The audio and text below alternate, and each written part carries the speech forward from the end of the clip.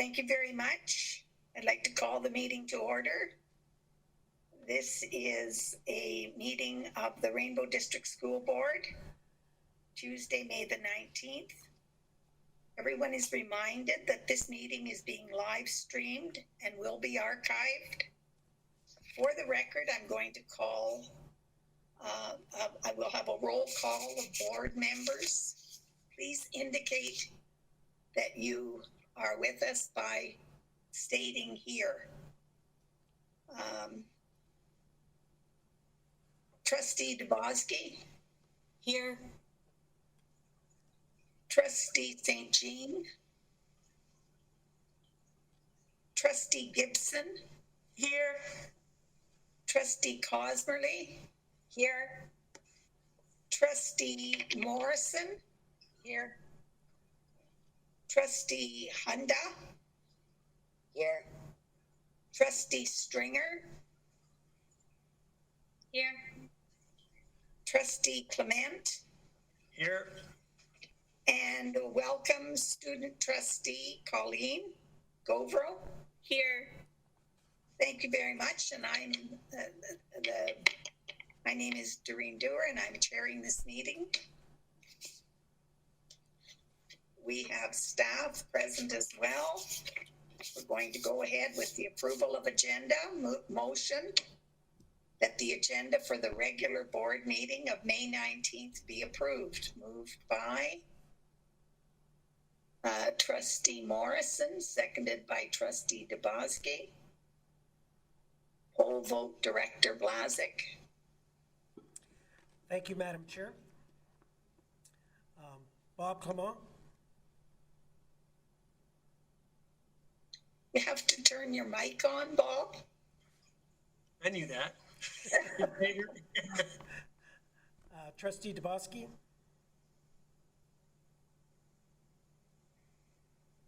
Yes. Trustee Dewar. In favor. Trustee Gibson. In favor. Trustee Hunda. In favor. Trustee Cosmerly. In favor. Trustee Morrison. In favor. Trustee St. Jean, oh, she's absent. Trustee Stringer. In favor. And Trustee Colleen Govro. In favor.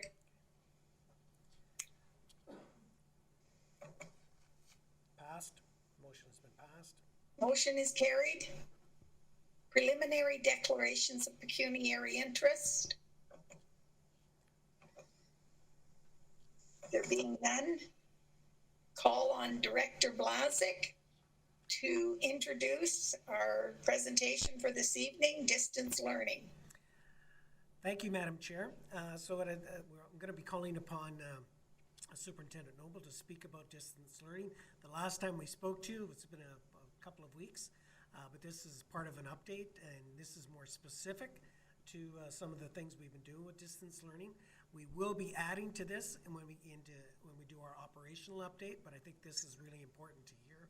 And again, this is just one component of many that you'll be hearing over the next 6 to 8 weeks. So at this time, I'm going to defer to Superintendent Noble, and I'm going to just have her take over the mic. Can you hear me? Okay. Good evening and welcome. Tonight it gives me great pleasure to introduce Carrie Martel, our computer contact in education. She'll be joining us to share with you an update on distance learning in Rainbow Schools.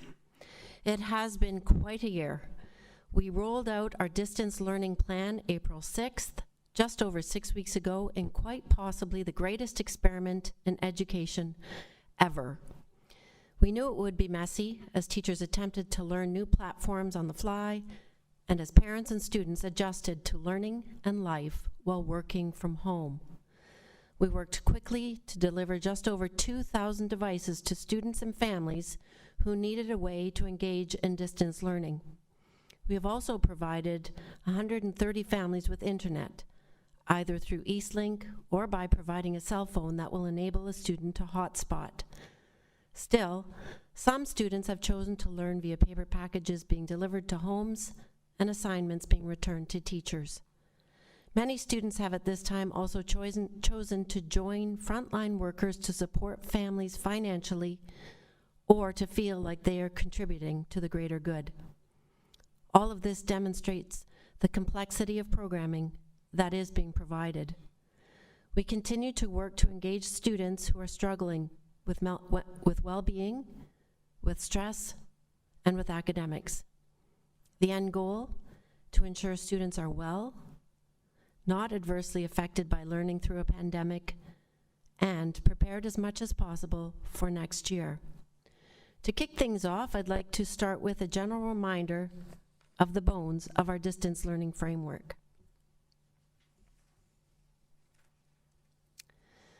Our framework for students in kindergarten to grade 8 includes 2 different platforms, Seesaw and the Google Classroom.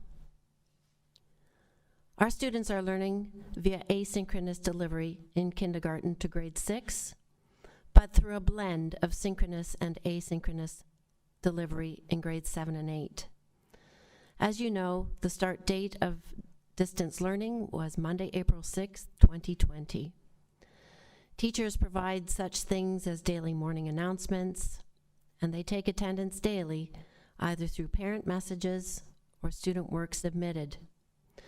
For our students in kindergarten to grade 6, students are on their device no more than 1 hour a day, but they are provided with at minimum 5 hours of work per week assigned per student. For our students in grade 7 and 8, they are on their device no more than 2 hours a day, but as well provided at minimum 10 hours of work to be assigned. Our focus in kindergarten to grade 8 is both on literacy and numeracy. Examples of literacy activity include daily read-alouds, reading and writing opportunities and tasks, and for our students who require more support, Lexia and Empower. In numeracy, our students are provided with daily math problems and provided with daily math practice through online games or programs or games with family. For our students in grade 4 to 8, they are also provided with daily tasks in social studies and science. For all of our students in kindergarten to grade 8, we know the importance of physical activities, and we have asked teachers to provide activities to be provided to be outdoors. As well, we have asked our teachers to provide creative tasks. Specific to assessment, teachers are asked to provide ongoing feedback and formative assessment, and all students in kindergarten to grade 8 will receive a final report card in June. For our students in high school, specifically in grades 9 to 12, students and teachers are following the semester 2 timetable. There is one platform. The students are engaging in distance learning through the Google Classroom. All subjects are a blend of both synchronous and asynchronous learning. As well, the start date for distance learning was Monday, April 6, 2020. Students in high school are provided with at minimum 3 hours of work per student, per course, per week. Focus in high school is on achieving credits, on course completion, and for students in grade 12 graduation. Teachers are to provide ongoing formative and summative assessment on learning tasks, projects, and culminating activities. Teachers have been asked to communicate ongoing feedback and summative task results regularly to students. For our grade 12 graduating students, teachers provided a midterm report card grade that went into the Ontario University Application Centre and as well as the Ontario College Application Service. For all students in grade 9 to 12, they will be provided a final report card.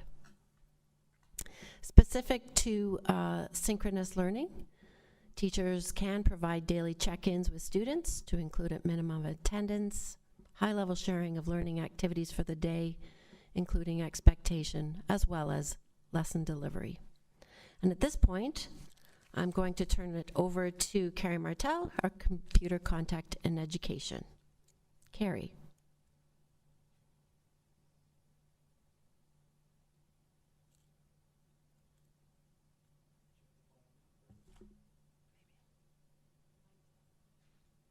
Which is the main platform used at the elementary level. The other is Google Classroom, which is the main platform used at the upper elementary and secondary levels.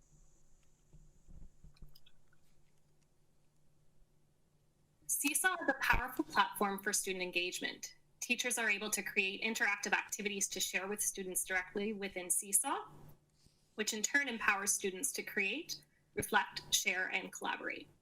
Families can connect via the Seesaw Families app in order to see their students learning and communicate with the class teacher. Students can post work to their student journal to share with their teacher. They show what they know using photos, videos, drawings, text, PDFs, and links. For example, if a student wanted to include a video as part of their work, they would tap on the video icon. This would allow Seesaw access to the device's camera and microphone. Students would then be able to record and submit the response directly within Seesaw. Google Classroom streamlines the process of sharing files between teachers and students. It allows teachers to create, distribute, and grade assignments in a paperless way. It allows teachers to have personalized discussions with students through the comments feature. And teachers can also give real-time feedback to students. Students can revise their work and resubmit it digitally through the classroom.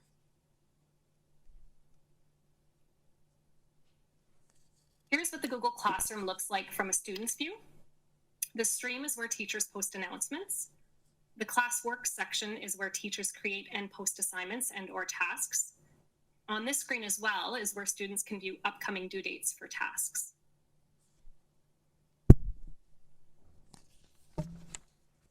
There are many tools that educators are using in the distance learning environment that support teaching and learning. Some of these tools are Google Docs, which is an online word processing application. It has many powerful features built within it, such as voice to text, a research tool, and revision history. Google Docs can provide synchronous and asynchronous teaching moments.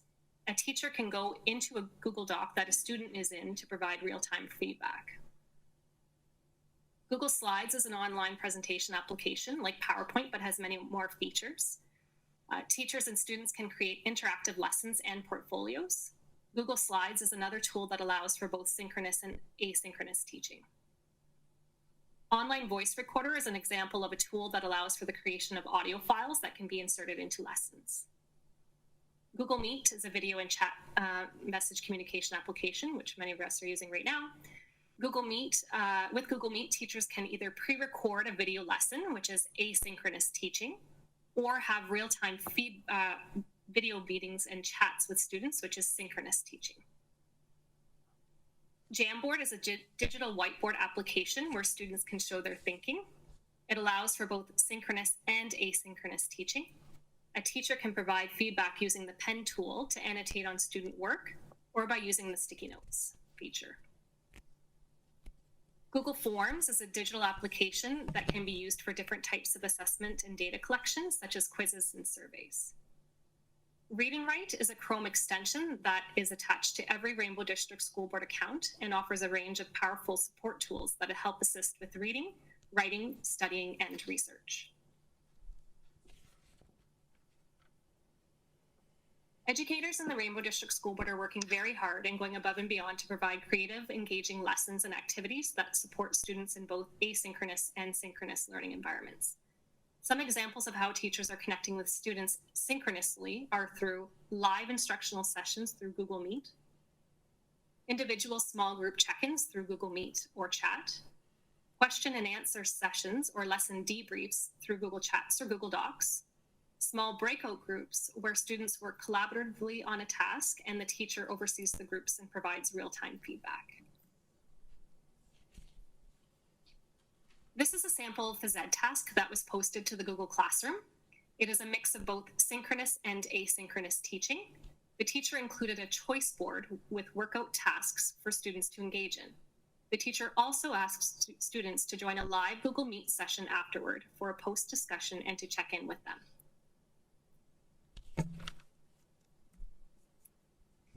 This is a sample high school math task that was posted to the Google Classroom.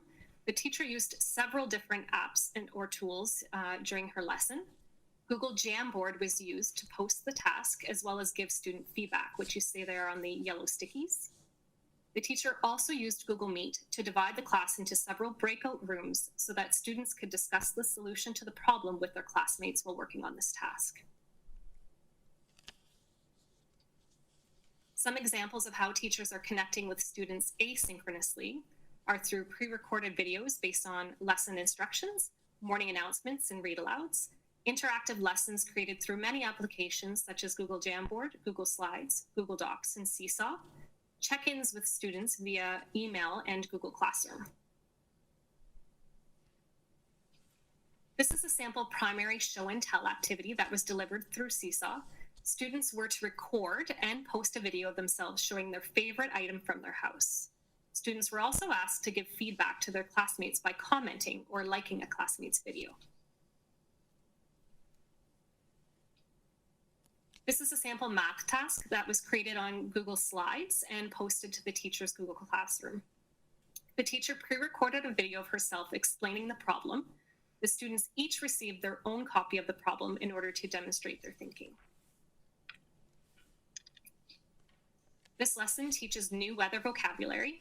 Beside each weather phrase is a sound clip or audio file, as well as an image. When the student clicks on the audio file, they can hear their own teacher enunciate the phrase in the French language. Here are some ideas as to how a parent and or guardian can support student learning through each of the platforms that are being used. For Google Classroom, ask the classroom teacher to be invited as a parent or guardian. You can then receive email summaries of work that has been assigned. Ask the student to log on to their G Suite account and walk you through their Google Classroom. Take a look at the class stream and classwork sections to see the work that has been assigned and completed. For Seesaw, download the Seesaw for Families app and ask the classroom teacher to be invited to the class. Ask the student to log on to their Seesaw account and walk you through the platform. Take a look at the student journal to see the work that has been assigned and completed. And I believe this completes our presentation on distance learning at Rainbow.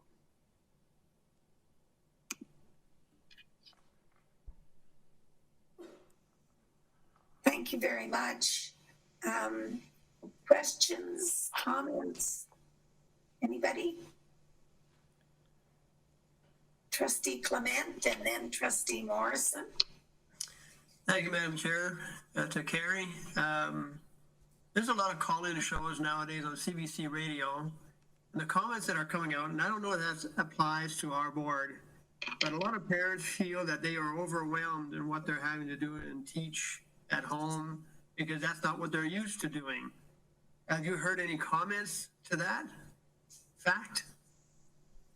I have heard that it's been a struggle for both because some of these tools are new, but I know that everyone is doing their best they can to provide the support either through, I know our IT department gets phone calls all the time with tech support.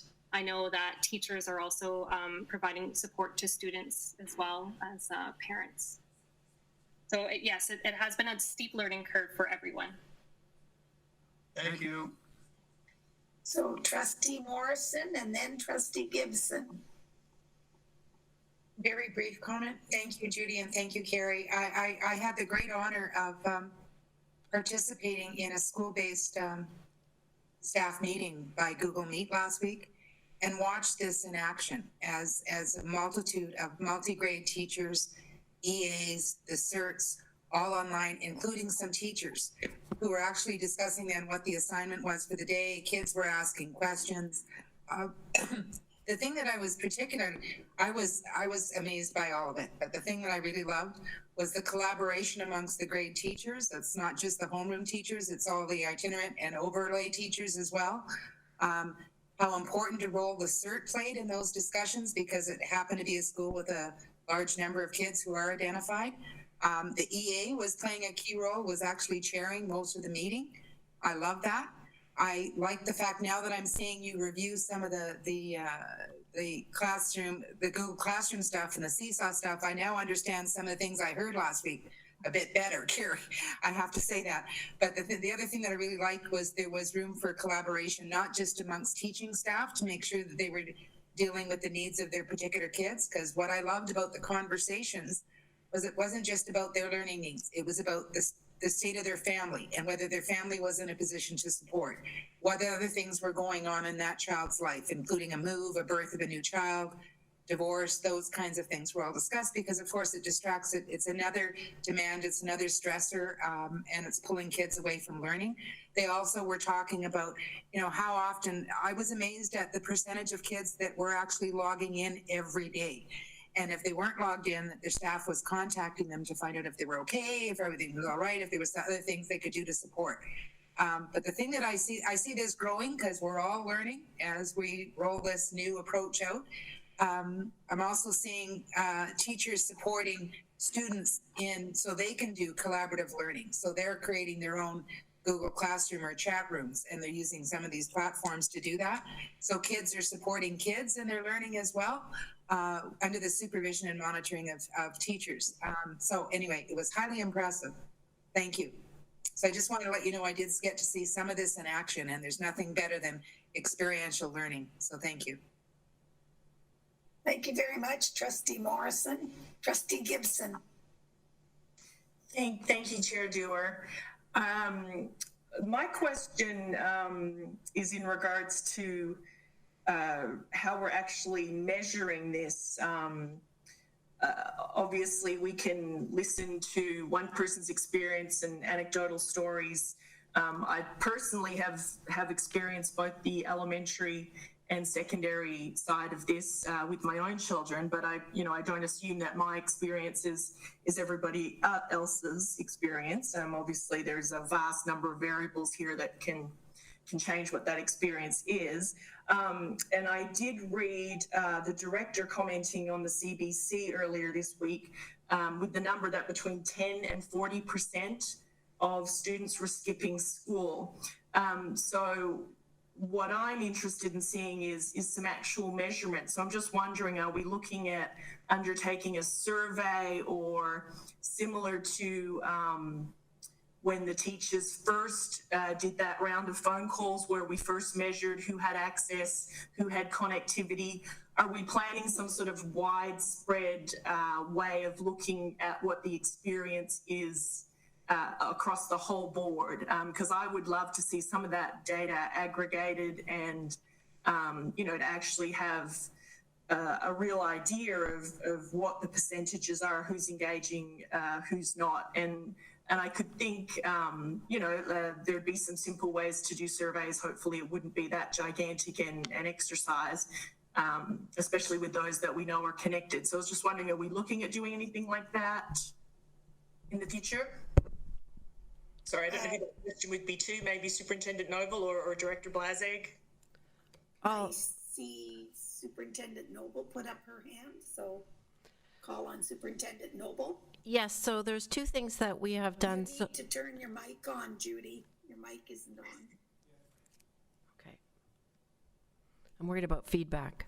Okay.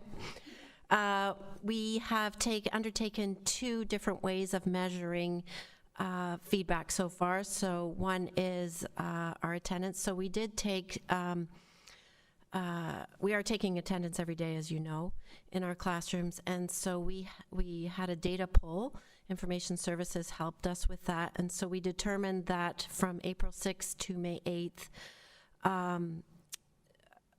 in our primary grades, the average attendance range was between 85 and 90% attendance. In our junior, again, it was about 90% attendance.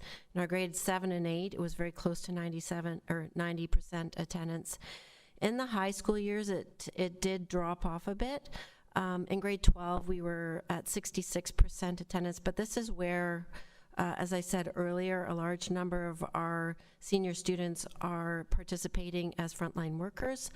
The other thing is that we had to choose a metric, and our metric that we chose was that full attendance meant 4 out of 4 periods, and we do know that many of our grade 12 students do have a spare. So we know our data's a little bit off in grade 12, but in grade 9 in particular, our attendance was at 90%, and I think in grade 10 and 11 it tapered down to about 76%.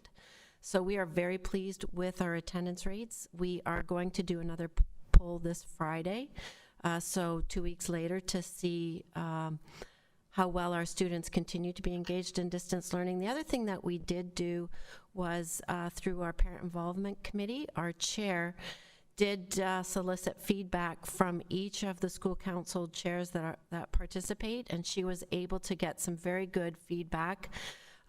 As many of you know, our parents with younger children do struggle more, especially parents who are on the front lines, to provide all of the learning tasks that the teachers do provide, but I know our principals are stepping in to reassure parents that students only need to engage in what they can with their families. We're not putting pressure on our families.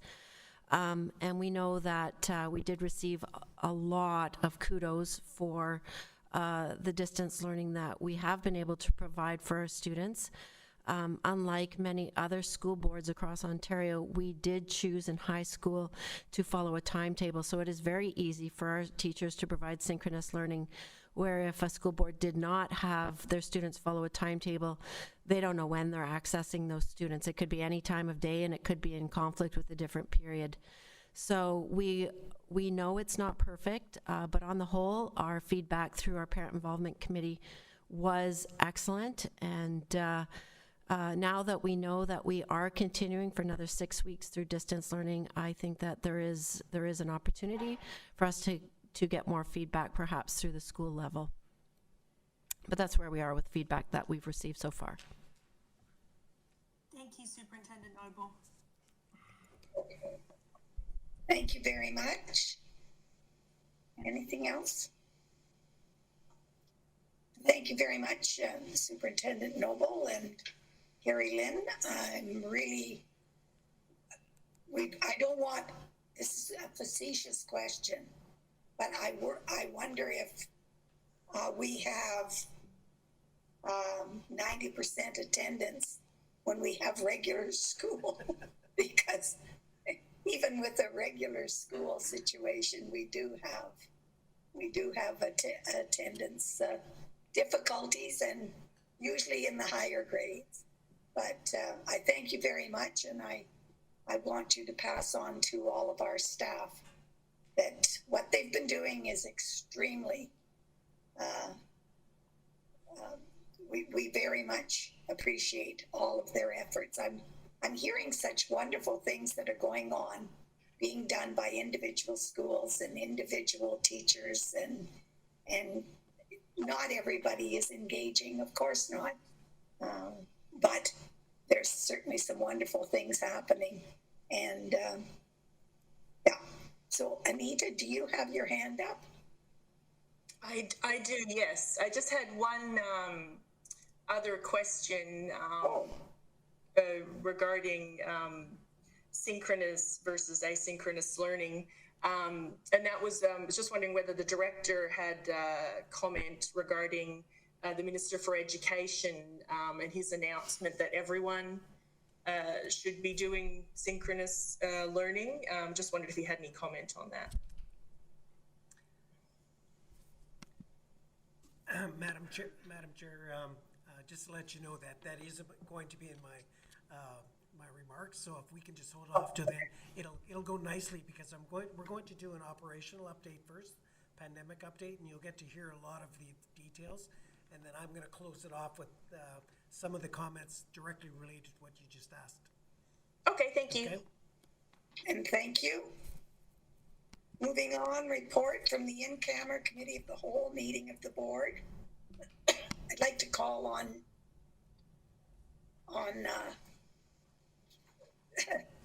Trustee Morrison, Chair of the Labor Relations Committee. Madam Chair, the Labor Relations Committee met earlier today and then presented to the board our recommendation to ratify central agreements that were reached at the provincial table for OSSTF, both teachers and educational workers. OSSTF represents a number of groups throughout the province. Here in Rainbow, they represent our secondary teachers, our secondary occasional teachers, our support staff, which includes secretaries, our IT department, and our professional staff related to spec ed. So those are the groups that were represented. A central deal was reached. The Labor Relations Committee has recommended ratification of those central agreements to the board. Thank you. Thank you very much. Motion that the board ratify the tentative Ontario Secondary School Teachers Federation of Ontario, OSSTF, Teachers Provincial Central Agreements, as I have them in the different order, but I hope you don't mind. As recommended by the Labor Relations Committee, moved by Dina Morrison, seconded by Bob Clement. Further discussion? Poll vote, Director Blazik.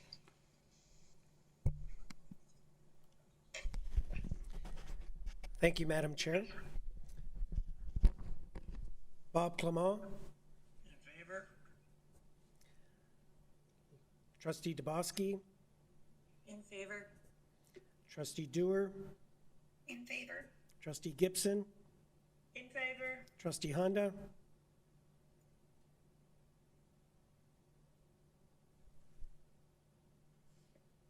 In favor, sorry, it was bouncing, I couldn't catch it, sorry. Trustee Cosmerly. Opposed? Trustee Morrison. In favor. Trustee St. Jean is absent. Trustee Stringer. In favor. Trustee Colleen Govro. In favor. It's carried. Thank you very much. Motion that the board ratify the tentative Ontario Secondary School Teachers Federation of Ontario, OSSTF, Education Workers Provincial Central Agreements as recommended by the Labor Relations Committee. Moved by Dina Morrison, seconded by seconder. Oh, Trustee Hunda, thank you very much. Further discussion? Oh, poll vote, Director Blazik. Thank you, Madam Chair. Trustee.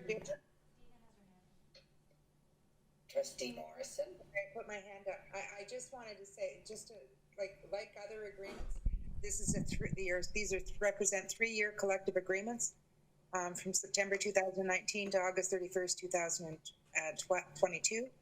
They all represent a 1% wage increase in each year of the agreement and a 1% increase in the contributions to their benefit plans over each of the 3 years of the agreement. Those are sort of the top items, Madam Chair, similar to other agreements that have been reached at the central table. So just wanted to provide that summary. Thank you. Appreciate that. Thank you. Director Blazik. Trustee Clement. In favor? Trustee Dubosky. In favor. Trustee Dewar. In favor? Trustee Gibson. In favor. Trustee Honda. In favor? Trustee Cosmerly. In favor. Trustee Morrison. In favor. Trustee St. Jean is absent. Trustee Stringer. In favor. Student Trustee Govro. In favor. Okay. Carried. Thank you very much. Motion that the board make OPSBA. I'm losing my voice. Sorry about that. That the board make OPSBA aware of the impact of central bargaining decisions on local bargaining and student success, as recommended by the Labor Relations Committee. Moved by Dina Morrison, seconded by trustee Cosmerly. Any further discussion? Trustee Morrison. Again, just a brief comment. We were represented at the central bargaining table by the Ontario Public School Boards Association. They bargained on our behalf in good faith. Rainbow, though, as a board who runs an inventory really of smaller secondary schools, continue to be concerned about the impact of this deal, which is going to result in fewer secondary teachers as the class size averages go up, which in the end means fewer course options for Rainbow students. And that was the reason for the concern and the reason for this motion to outline some of those concerns to the Ontario Public School Boards Association. Thank you. Thank you very much for that explanation, Trustee Morrison. Much appreciated. Call the question. Poll vote. Director Blazik. Trustee Clement? In favor. Trustee Dubosky? In favor. Trustee Dewar? In favor. Trustee Gibson? In favor. Trustee Hunda? In favor. Trustee Cosmerly? In favor. Trustee Morrison? In favor. Trustee Stringer? In favor. Student Trustee Govro? In favor. Carried.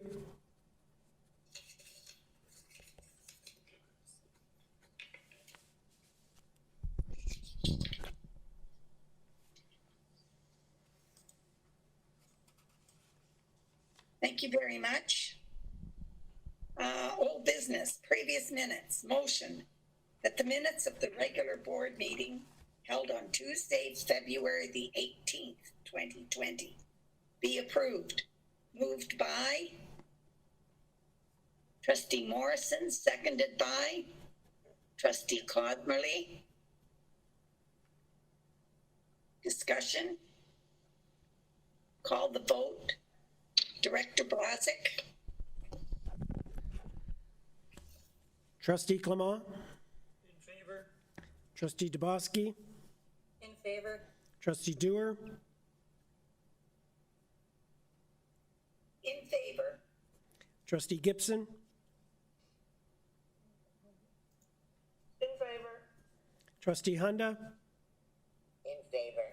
Trustee Cosmerly? In favor. Trustee Morrison? In favor. Trustee Stringer? In favor. Student Trustee Govro? In favor. Carried. Thank you very much. Motion that the minutes of the special board meeting held on Tuesday, March the 3rd, 2020 be approved. Moved by Trustee Cosmerly, seconded by Trustee Stringer. Any questions, comments? Poll vote. Director Blazik. Trustee Clement? In favor. Trustee Dubosky? In favor. Trustee Dewar? In favor. Trustee Gibson? In favor. Trustee Hunda? In favor. Trustee Cosmerly? In favor. Trustee Morrison? In favor. Trustee Stringer? In favor. Student Trustee Govro? In favor. Carried. Thank you very much. Motion that the minutes of the special board meeting held on Tuesday, April 21st, 2020 be approved. Moved by Trustee Hunda, seconded by Trustee Morrison. Discussion?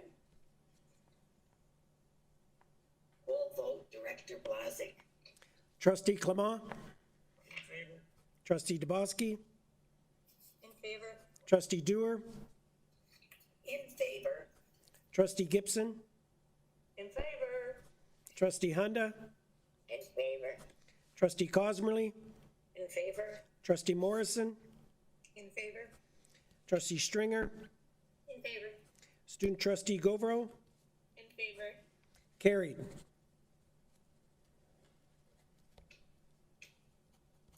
Thank you very much. Tenders and requests for proposals. I'd like to call on Superintendent Bazinet to maybe say a few words about this. Thank you, Madam Chair. There are none this evening for consideration by the board.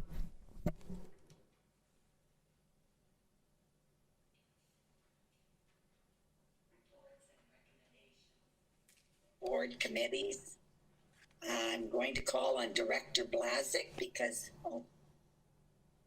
Trustee Morrison, did you have something before we move to the next item, please? I did. I was just going to ask a question, if I could, through you, Madam Chair, to the Superintendent, Ms. Bazinet.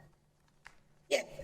Just wondering, given the recent announcements and the opening up of the province in this pandemic period, wondering, Dennis, if we expect that capital projects are going to proceed, or that the summer work that we normally do on maintenance and repair projects in our schools will proceed this year. So can we expect that there will be tenders coming to us for approval? Through you, Madam Chair, essentially that'll be a component of my update under the pandemic operational update is forthcoming under new business. Thank you. Thank you for the question. Now, the special education plan. I'm going to call on Director Blazic to introduce Superintendent Wojcik, I believe, is going to be presenting this to us. Yes. So on an annual basis, as you're all aware, we do have a special education plan that is presented to the trustees. So at this time, Superintendent Wojcik is at the podium, and she will be presenting her plan, and we're just going to get our hand signals correct so that we know that we're good to go. Okay.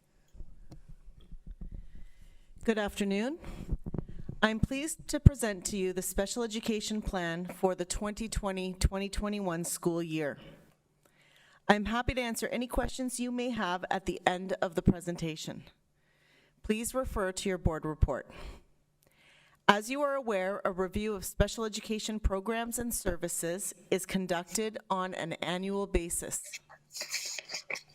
The SEAC committee, along with principals, special education staff, and parents, were invited to participate in the annual review.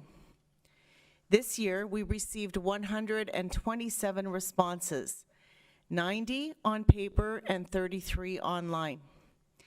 This is a 5% increase in responses received from last school year. This input received is reflected in the 2020-2021 special education budget. The special education budget reflects programs and services for 1,335 elementary and 936 secondary exceptional pupils. We currently have 42 students in section programs funded by the ministry, which represents a total of 2,271 students designated with an exceptionality in Rainbow District School Board. The special education budget amendments are reflected in the 2020-2021 special education plan.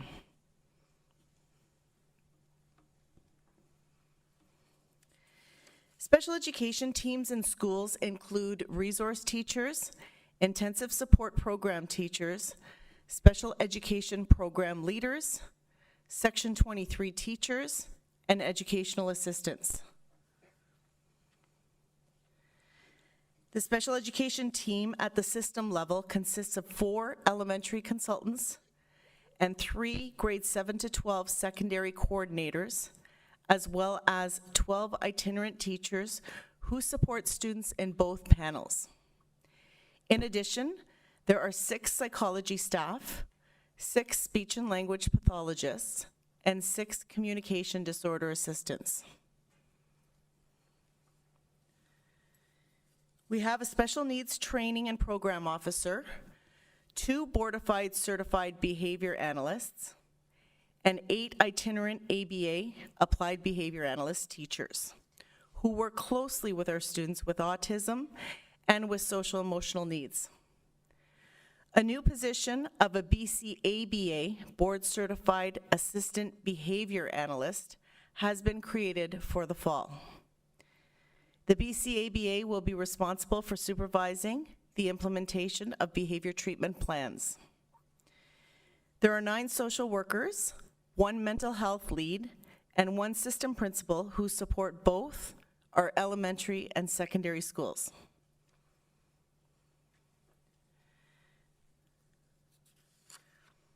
Please refer to your board report.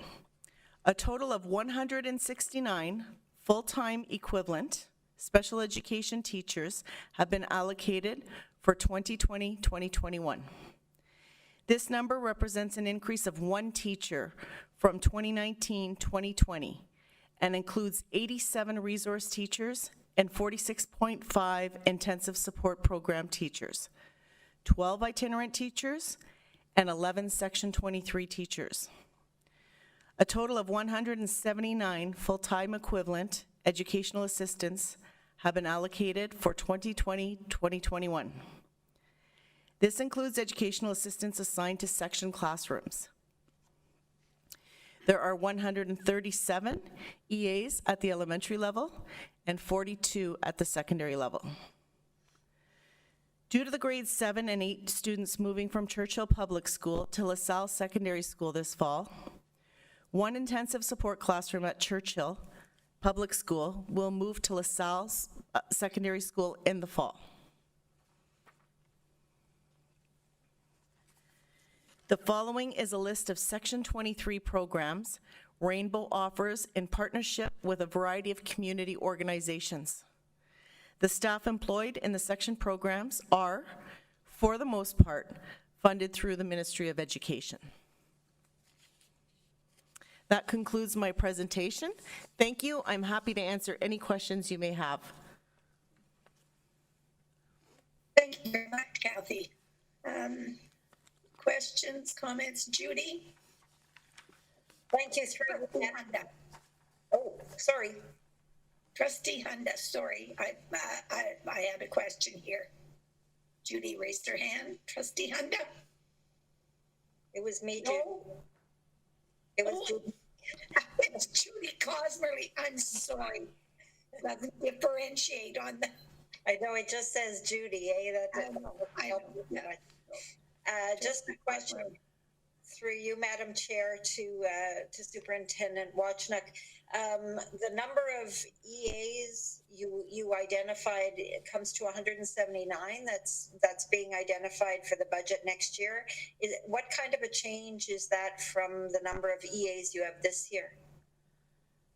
There's no change, through you, Madam Chair, sorry. There is no change. We remain at 179. Okay, thank you. Trustee Morrison? Did you raise your hand? I did, through you, Madam Chair, if I could, to Superintendent Wachnick. I don't know whether this is coming later on in the operational pandemic update as well, Kathy, but are we seeing the need for additional spec ed supports as a result of what's occurred this spring and the fact that kids have been out of school, at home, perhaps with increasing mental health stress issues? Are there any sort of additional supports being provided to schools to support those kids in the fall? Through you, Madam Chair. Yes. For the next school year, just like as in every beginning of every school year, when there are needs that arise from students in certain schools, the CERTs communicate with their principals, and their principals communicate with either their consultants or through Principal McDonald or myself. And then we determine whether additional support needs to be put in place depending on the situation. Typically, year to year, as we would do for next fall, this is through the means of temporary educational assistance support. So that would remain the same. Are we anticipating, because I'm trying to build also on Trustee Cosmely's question, I'm anticipating a need for additional EAs. Are you anticipating that, or we don't know? Through you, Madam Chair, it's really impossible to tell at this point in time. We have different needs that come up every school year, whether they're needs that arrive on our doorstep at the beginning of September that we didn't know about, transferring from other schools or other school boards. But we do address them as they come up, and should there be a need for more educational assistance support in those schools, then that is allocated through temporary support. And it would continue to be in the fall. Thank you. Trustee Stringer? Through you, Madam Chair. Superintendent Washnick, the new position of the BCABA, I'm pleased to see that we're able to meet the needs of our students even in the times that we're in. Can you tell me a little bit more about what that need is filling? What need that position will fill? Through you, Madam Chair.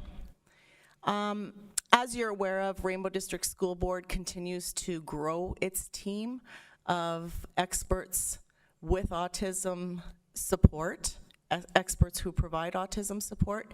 And through the BCABA position, we expect to be able to supervise staff that we didn't really have a need to before now. And so we have increased many of our EAs, many of our teachers, many of our EAs as well have become certified registered behavior technicians. And these are online programs that, that these folks sign up for and take, and it gives them a very specific expertise. And so in order to work as a registered behavior technician, or in order to perform those duties with our students who have autism, that work needs to be supervised. This year, we have been able to supervise it through Brian Manahan and his team. However, the need continues to increase, and so we strongly feel that a BCABA will be very busy supervising some of the implementation of those treatment plans that are created and implemented by behavior technicians, people who have taken those courses.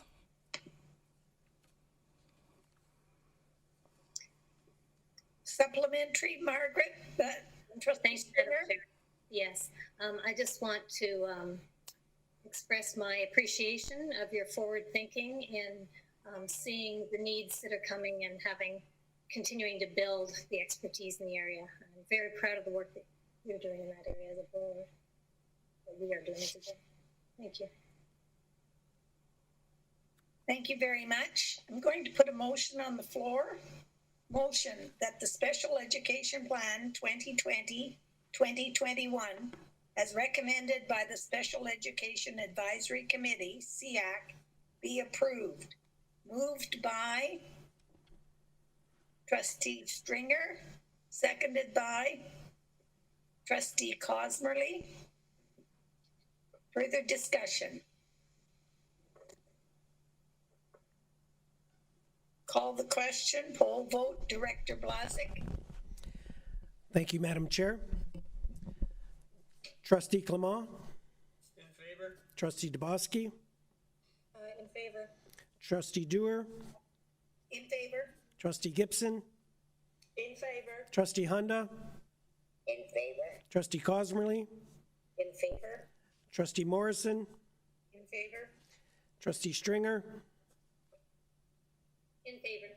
Student Trustee Govro? In favor. Carried unanimously.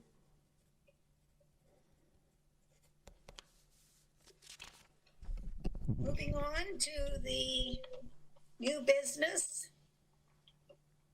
And the item is pandemic operational update, and I'm going to hand the whole thing over to Director Blazek. Okay, thank you, Madam Chair.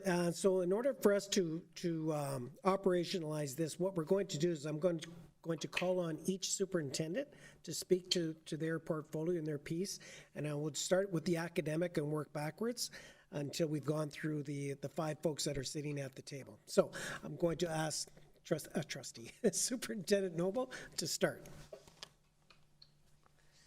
Can everybody hear me? Okay. So updates from program with regards to distance learning.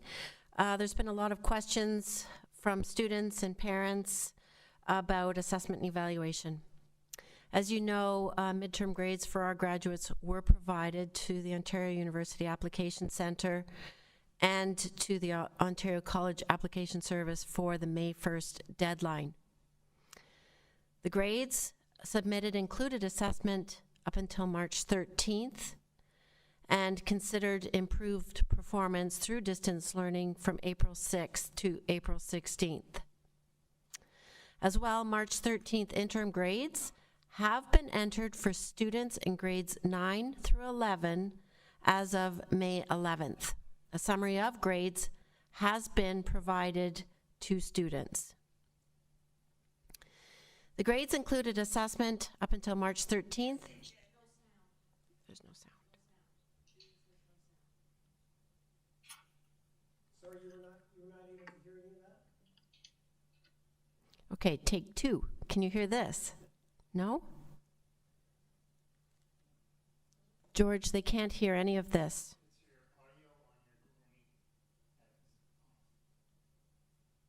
Can you hear it now?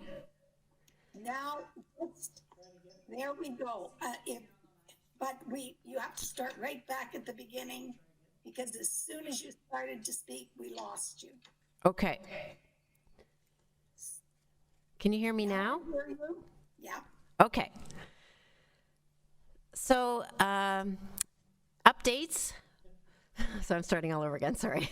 So updates for program included an update on assessment and evaluation, as we've had a lot of questions, as you can imagine, from parents and families about grades being provided moving forward. So as you know, we did provide midterm grades for our graduates, and these were provided to the Ontario University Application Centre and to the Ontario College Application Service for the May 1st deadline. These grades included assessment up until March 13th and considered improved performance in distance learning from April 6th through to April 16th. As well, March 13th interim grades have been entered for students in grades 9 through 11. A summary of grades has been provided to each student. These grades included assessment up until March 13th and as well considered improved performance from April 6th to May 6th. And for this, some grade 11 students we considered full disclosure, the full disclosure date of May 6th. Final report cards, including comments, will be provided for all students at the end of June from kindergarten to grade 12. Our message to our students and our families is that all students should continue to work hard by engaging in distance learning to ensure they are prepared for next year. Grades and marks can only go up from what they were on March 13th. Grades can be positively impacted by performance. Teachers should continue to have high expectations for students. The continued priority of distance learning now through to the end of June is to ensure that students are prepared with the knowledge and the skills for success in the next grade, course, or post-secondary destination. Secondary teachers are asked to provide opportunities for formative and summative evaluation, while elementary teachers are asked to provide opportunities for feedback and formative assessment. There's also been a lot of questions about summer school.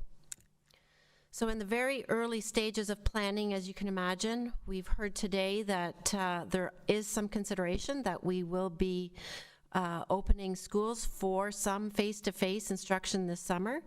So beginning with our youngest students, our kindergarten camp, should it be feasible to have a face-to-face program, we are planning on partnering with our childcare providers to deliver the school readiness program within our schools.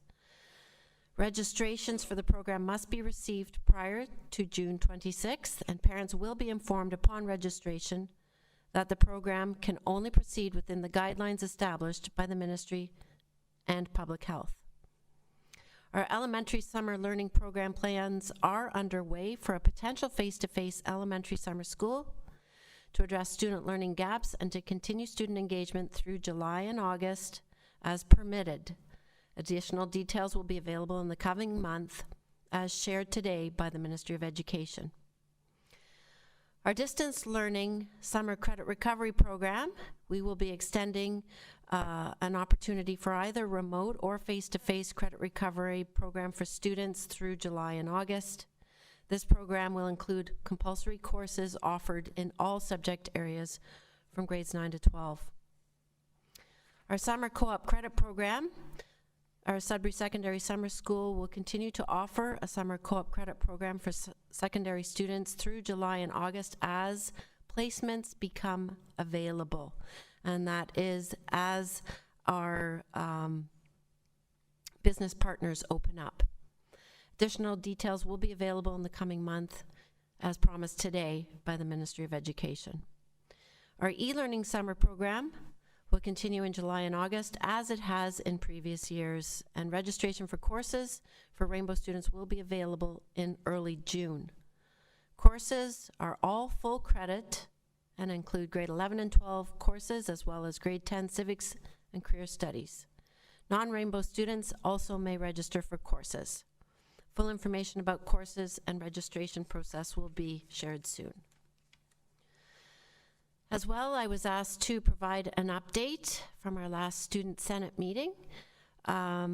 We did hold a student trustee election, and it is with pleasure that I announce that Ava Lafranche from Confederation Secondary Schools was elected by her peers as the 2020-2021 student trustee at the virtual Student Senate meeting on May 4th.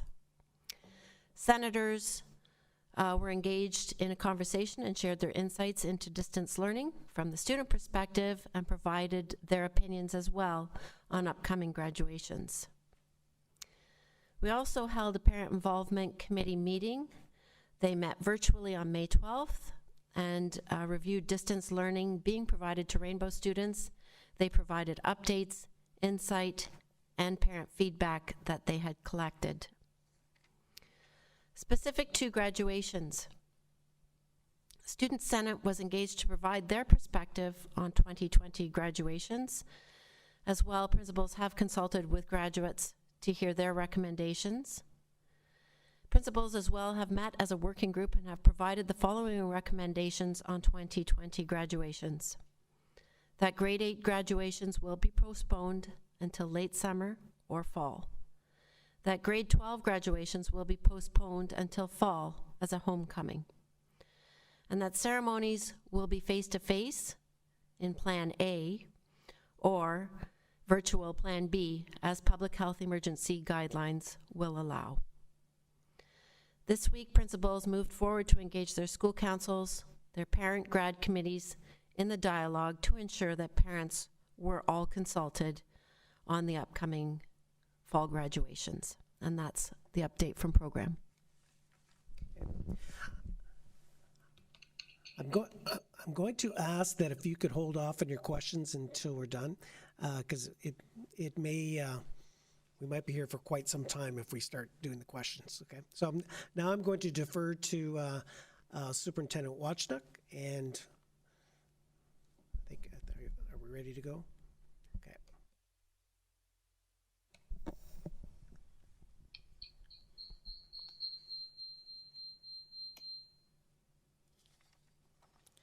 Good afternoon. For the special education report, I'm pleased to tell you that educational assistants are... No sound, Kathy. You got your mute off? Yeah. You got your volume up? Yeah. It is on. Oh, no, it's not. How's that? Now we can hear you. From special education standpoint, educational assistants are supporting students with distance learning based on their individual education plan goals. This includes one-on-one teleconferencing with the student and or parent to ensure their individual needs are being met.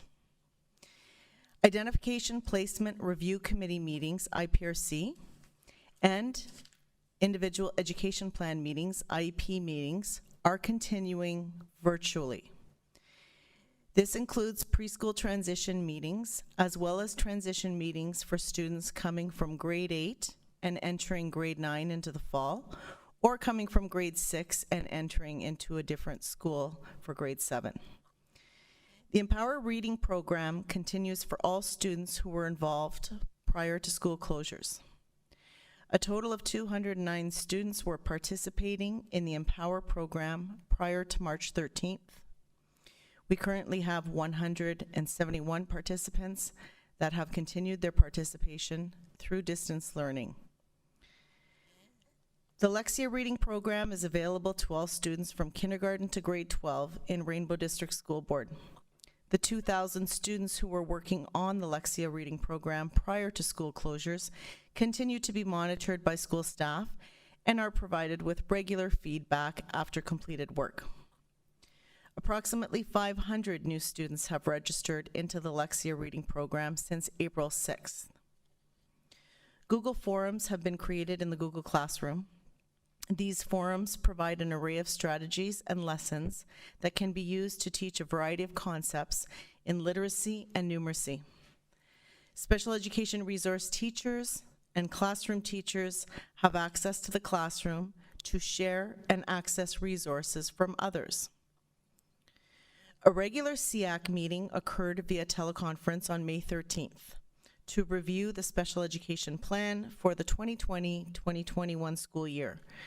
A June SEAC meeting has also been scheduled. Should special education summer programs take place, and we heard a little bit about that from the minister today, there will be a focus on social, emotional, and behavioral goals to get students ready to resume class in September. Ministry of Education guidelines as well as public health guidelines would be followed to ensure the safety of students and staff. From a mental health standpoint, the numbers served from September 2019 to March 13th, 2020 is approximately 605 students. Additionally, there were 142 family-based interventions. Since April 6th, the team has contacted every active student and phoned every family on their caseload. From this, there have been 206 students who have been provided with service. As well, 76 families have had some form of intervention. There have been 106 consults with staff and community partners. Social workers continue to provide counseling services virtually to the students who were on their caseload prior to school closures, and referrals are being made for new students who are in need of services. A forum on the Google Classroom containing short videos recorded by the social work team are posted for students and teachers to access. A toolbox of strategies to help students who are struggling is also available. Links to helpful websites for families and students are posted on the board's website. 2 cell phone numbers are also listed on the board's website for students to call who are in crisis and in need of immediate support from a social worker. When our social workers receive calls, they assist students and families in navigating the proper channels in order to receive the support required. And that concludes my report on special education and mental health.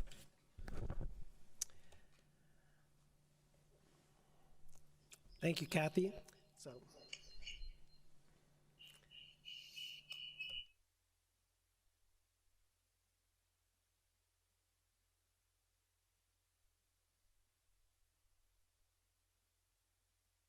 Okay, at this time, I'm going to call on Superintendent Burgett to give his update. Oh, that should work better. Thank you, Director Blasek. A couple things from Human Resources to start with, perhaps. we have developed some online protocols for our staffing process to allow us to meet our staffing timelines. So that was a consultation with a few groups so that now our staff can apply for postings and our principals can make recommendations to human resources at this time to continue to fill our schools with teachers for next year to meet the needs of our students. So at this point, our staffing timelines are proceeding effectively on time. We've also been involved in creation of guidelines for best practices for those interviews and job postings as well. So creation of a few other things are also in order. We are in negotiations locally at this point, so ground rules have been created for negotiations in an online environment. And we are in progress with the local Elementary Teachers Federation and Secondary Schools Teacher Federation for local negotiations at this point. We also regularly communicate with the federations at this time to assist in any implementation or support the work of program or special education in distance learning.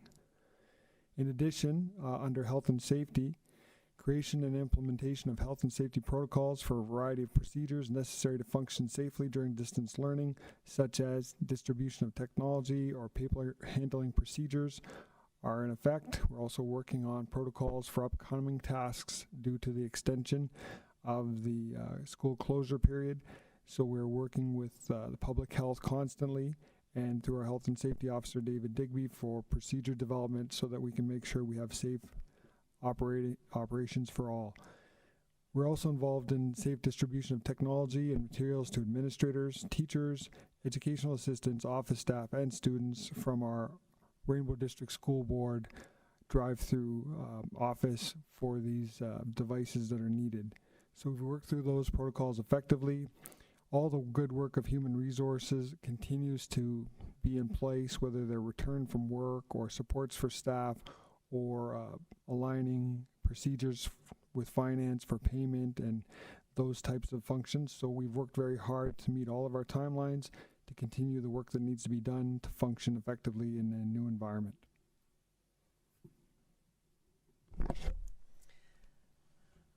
Thank you, Superintendent Burgett, and I'll call upon Superintendent Bazinet. Thank you. Through you, Madam Chair. First topic is the internet connectivity.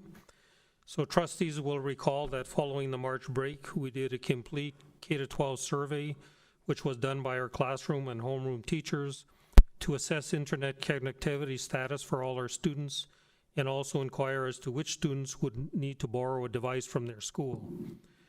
Our information services technicians then tested and sanitized the devices, and the distribution was performed by principals following the strict health and safety protocols that were developed. As previously stated, we did hand out and loaned in excess of 2,000 devices to our students. We then examined our grade 12 students who without internet connectivity, and we also examined which students did not have internet who were enrolled in the Empower program. There were approximately 50 in total, and we then proceeded to address and provide a solution to these students. We then examined our 9 to 12, 9, 10, and 11 students who didn't have connectivity, and then looked at our JK to grade 8. I'm pleased to report that in total, we have provided internet connectivity to 145 families.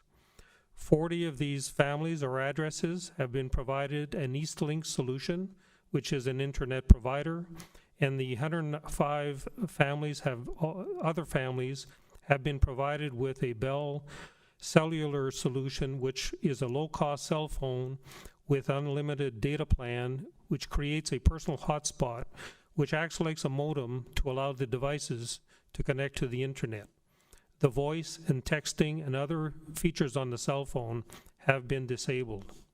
So in total, it is estimated that this additional cost of the board will range between $35,000 and $40,000. There is no additional funding from the Ministry of Education for these expenses. Costs must be covered from existing GSN funding. Given the school closure period, some operational budgets, like replacement budgets or PD budgets, will be in a surplus position, and this will help offset the increased costs in the Information Services Department for these above solutions. Our board did not purchase any new iPads with internet capabilities announced by the Ministry of Education. We have deployed devices from our existing school inventories, and the vast majority of devices that have been loaned to students are Chromebooks. I would like to also inform trustees that some families without internet were contacted and offered a solution. However, they preferred to work with the paper-based model. My second topic is childcare. The Manitoulin DSAB requested access to childcare space at Little Current Public School to provide services to frontline workers. This daycare opened on April 29, 2020. It is operating within their contained daycare space, and there are no Rainbow employees involved in the operations. The Ministry of Education also requested that school boards not charge lease costs during the closure periods to its childcare providers. We have done so, and this essentially is a loss of revenue for Rainbow of roughly $5,000 per month. The next topic is the voluntary redeployment. On May 11, 2020, the ministry released a framework which allows school board employees an opportunity to volunteer to work in other sectors, such as hospitals, long-term care homes, retirement homes, and other residential congregate care settings. This framework was developed with the trustee associations and union representatives of the major unions. School boards must develop local agreements with our local unions prior to the redeployment of any employee. Employees can register through an online portal, which is managed by the ministry, where they can self-identify their skills, abilities, geographic location, and availability. The target group are school board employees who are not directly involved or needed for the delivery of distance learning. Those who volunteer remain employees of the school board and continue to be paid by the board. The school board determines if the employee can be temporarily released. Employees return to the school board at the end of the temporary redeployment period. In terms of transportation, operators continue to be paid 88% of total daily rate until May 31st, 2020. There are no layoff of transportation operator employees. The ministry has confirmed on numerous occasions that the transportation funding will continue with no adjustments. Bus operators must not lay off any staff to receive the payment, and they must also maintain their equipment in a state of readiness in the event that classes resume. Although we've been informed today that classes are not resuming during the month of June. So the operators are also tasked with ensuring that all their buses would be thoroughly cleaned and sanitized prior to any startup. In terms of our construction projects, you'll recall that under the province's emergency order, all our major projects were temporarily suspended. The province subsequently amended the emergency order to allow school construction projects to resume as of May 4, 2020. Llewellyn Park and Chelmsford CDCS resumed last week, the week of May 4th, and LaSalle 7 and 8 and MSS are scheduled to resume this week. Construction on the new JKFI school at LaSalle will begin in the month of June. In terms of our summer projects, we are proceeding with some projects, and there are some tenders that are scheduled to come to the board at the June board meetings. This concludes my update.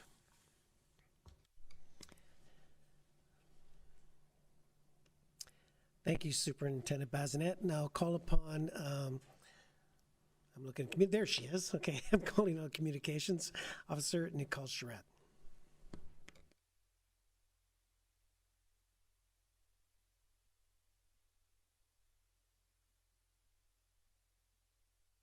Back, this is the time of the year when we do science fair, heritage fair, entrepreneurship fair, and obviously due to COVID-19, as we focus on learning together while safely apart, we're not able to do these culminating activities. So this is just a sampling of a number of things that have been canceled in the name of health and safety. This was also the evening when we gathered to honor employees through our board awards. And I want to assure you, and I know this is an important event for the Board of Trustees, that these awards will proceed. They will just not proceed in 2020. Given that we're unable to proceed with the awards ceremony this evening, we continue to accept nominations for Award for Excellence, the Co-Curricular Award, the Community Partnership Award, the Barbara Kinerick Memorial Award, the Teacher of the Year Award. And if anything, this will give us an opportunity to recognize achievements through distance learning. So the awards for 2020 will be presented at the same time as the awards for 2021. And that date, as we move it forward 1 year, will be May 18th, 2021. So another long-standing tradition for the board, of course, is the retirement dinner. And this is our opportunity to pay tribute to staff for their dedicated service to the board. Again, we're not able to proceed with that dinner. I wanted you to know that there will be letters going out from the director this week to the board retirees, just letting them know that we're thinking of them, and that we will be inviting them to join us for the retirement dinner on June 1st, 2021. And of course, there was another very special celebration planned for this summer, and that was the 50th anniversary of Manitoulin Secondary School. That as well has been canceled. The decision was made a little while ago to cancel that event because we know people plan to go back to Manitoulin Island to celebrate the school that they attended. It was scheduled to take place August 28th and 29th. The celebration will be held at a later date. In the meantime, MSS invites everyone to visit them on Facebook to explore articles from the archives and to share memories. I also wanted to remind the board that our website has a lot of information related to distance learning, related to learn at home resources, related to mental health resources. And today we added a resource that was provided by the medical officer of health through the director related to wellness. And we also have resources under COVID-19, and that includes any letters that are issued by the Minister of Education, as well as any letters that are issued by the Director of Education. A letter was issued to parents and guardians on Friday of last week, and there is another letter that will be sent out tomorrow, given that school has been closed for the remainder of the school year. Thank you. So if there are any questions, I guess now would be the time to ask. Thank you very much, Director Blazik, and trustees, if you would indicate. Trustee Morrison, and then one of the trustees with the names begins with Judy. Trustee Cosmerly, and then Trustee Gibson. Thank you, Madam Chair. I'll keep my comments brief. A lot of the questions I had earlier on were answered in their recent presentations, particularly Superintendent Wojcik, Superintendent Noble, and Superintendent Bazinet. Thank you very much. Question I have through you, Madam Chair, to Superintendent Bourget. Bruce, has this changed the profile of new hires that we're doing for teaching? For example, are we looking for more technology-based skills? That kind of in a distance learning environment? I know we don't do a lot of new hires other than place them on the occasional teaching list, but just wondering if it's changed the profile of the people that we're looking for.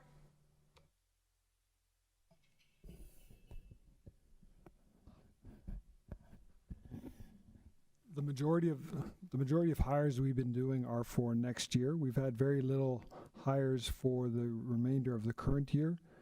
Staff have been working well through the pandemic to the best of their ability, so currently we haven't had to replace very many teachers to finish out the school year, and people are working hard, so we're working towards our plans for next year. Certainly there's always some questions about 21st century learning and abilities to use technology that support a good program, but no more so than in the past. It's certainly our new teachers especially are more and more tech savvy with each and every year, and our existing teachers are doing a wonderful job embracing the technological changes that come with working through a pandemic. So at this point there would be no noticeable change to our process other than the actual hiring process is online.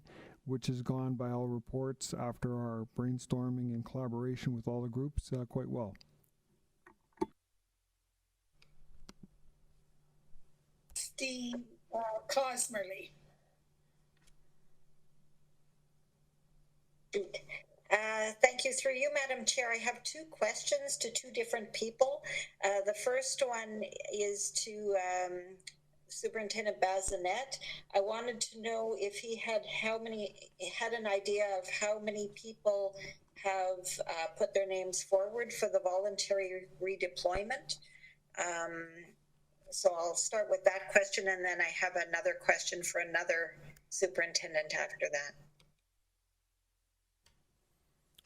To date, essentially, we have one employee that has put their name forward through the portal.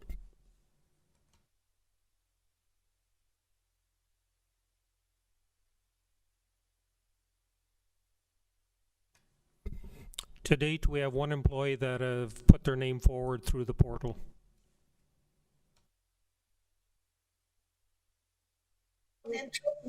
Yes, thank you, Madam Chair. Thank you, Superintendent Bazinet.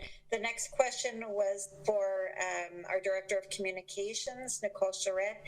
I just had a question. One of the things that has been canceled is the Joan Mantle Trust dinner, and it's a fundraiser that we use usually to raise funds for instruments for students.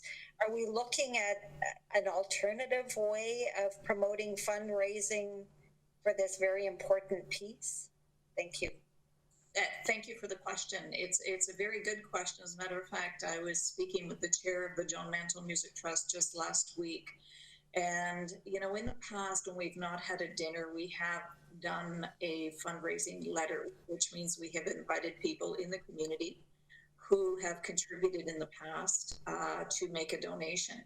But given the current circumstances with COVID-19 and what's happening in our community, in our country, and around the world, we decided that the timing was not right to undertake such a campaign. So that has been put on hold. It will mean that because the dinner did not take place this year, that the funding that we will have available to help schools purchase instruments in the next round, not the round this year, but possibly in the next round, could be affected. So that's where that particular dinner stands at the moment. And thank you for asking the question, Trustee Cosman. Thank you.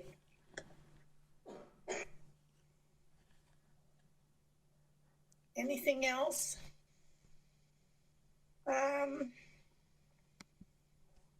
Thank you to all of the superintendents for these reports. I believe that we've got a lot going on. Trustee Gibson. Thank you, Chair. I had raised my hand before, but I guess I got missed. Okay. So I just had I had a couple of questions for the Superintendent of Business, and then a couple for Superintendent Noble or Bourget. I'm not sure who, but first of all, for the Superintendent of Business. So I wanted to ask, so are we continuing business as usual regarding the changes that were planned for September for Latchwood and Levac, considering we may be returning in September with some different class sizes, social distancing rules, etc.? Are we leaving the option open that perhaps those changes wouldn't go ahead, or we're plan A and we're continuing business as usual? In terms of the relocations of the students within the Chelmsford catchment area, we are proceeding as per the original plan. The JK-12 school will be ready to receive the elementary students for September. Therefore, the grade 7 and 8 students from Larchwood and the French Immersion program from Levac will be relocated to the JK-12 school for September 1st. Couple of financial questions. So you mentioned that we were paying 88% of the daily rate to the busing through the busing consortiums as per the contract. So I'm assuming then we're retaining 12% of those funds. Mostly I would assume that's what covers fuel costs, since everything else is going ahead as normal, like salaries and maintenance, etc. So do you have an approximate idea of what 12% of our busing costs, what we're actually retaining there? I do not have that figure, and I just want to mention that the commitment of the 88% was to May 31st only at this point in time. We're essentially, the Ministry of Education has been in discussions directly with bus operators and consortia, so we're uncertain at this time as to what will happen during the month of June. And once that decision is made, we could provide you with an estimate of what value that has overall in terms of the GSN funding versus what is being expensed. Question for the Superintendent of Business. Do we have an idea of what the burn rate is on the LaSalle Dome, what it's costing us, say, weekly or monthly, in terms of keeping that open without, unfortunately, any revenue coming in due to the circumstances? I don't have those figures with me. We do have the operating costs that relate to utilities only at this time. Do we know what that is, say, weekly, monthly, or? No, I do not have that figure with me this evening. Superintendent of Business. My other questions, as I said, for the other superintendents probably. The first one was, are we working on a plan for students to be able to collect their belongings that were left in lockers now that we know, I know we only found out today, that they won't be going back to school to collect them? Madam Chair, if you don't mind, I'll leave those comments for the director's remarks, okay? Yours? Yes. Yep, okay. So then my last question, and I'm not sure who this would be to, but I'll just go ahead. Do we have any idea, we've roughly mobilized 2,000 devices plus. Do we have any idea what percentage of those devices were purchased through school fundraising versus what was actually paid for through funding for the board? And I'm only bringing that up because I think it's important that we really perhaps could have been left in the lurch in this situation based on what the province funds us for technology. So I'd be interested to know if we have even a rough idea of what that figure is.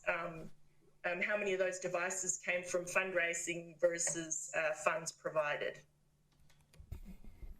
It's Dennis, Superintendent of Business. Essentially, once devices are purchased and put into central inventory, the actual source of the device is no longer maintained. So unfortunately, we do not have a status of what portion of our inventory of devices came from, quote, board purchases versus any supplemental devices purchased through fundraising.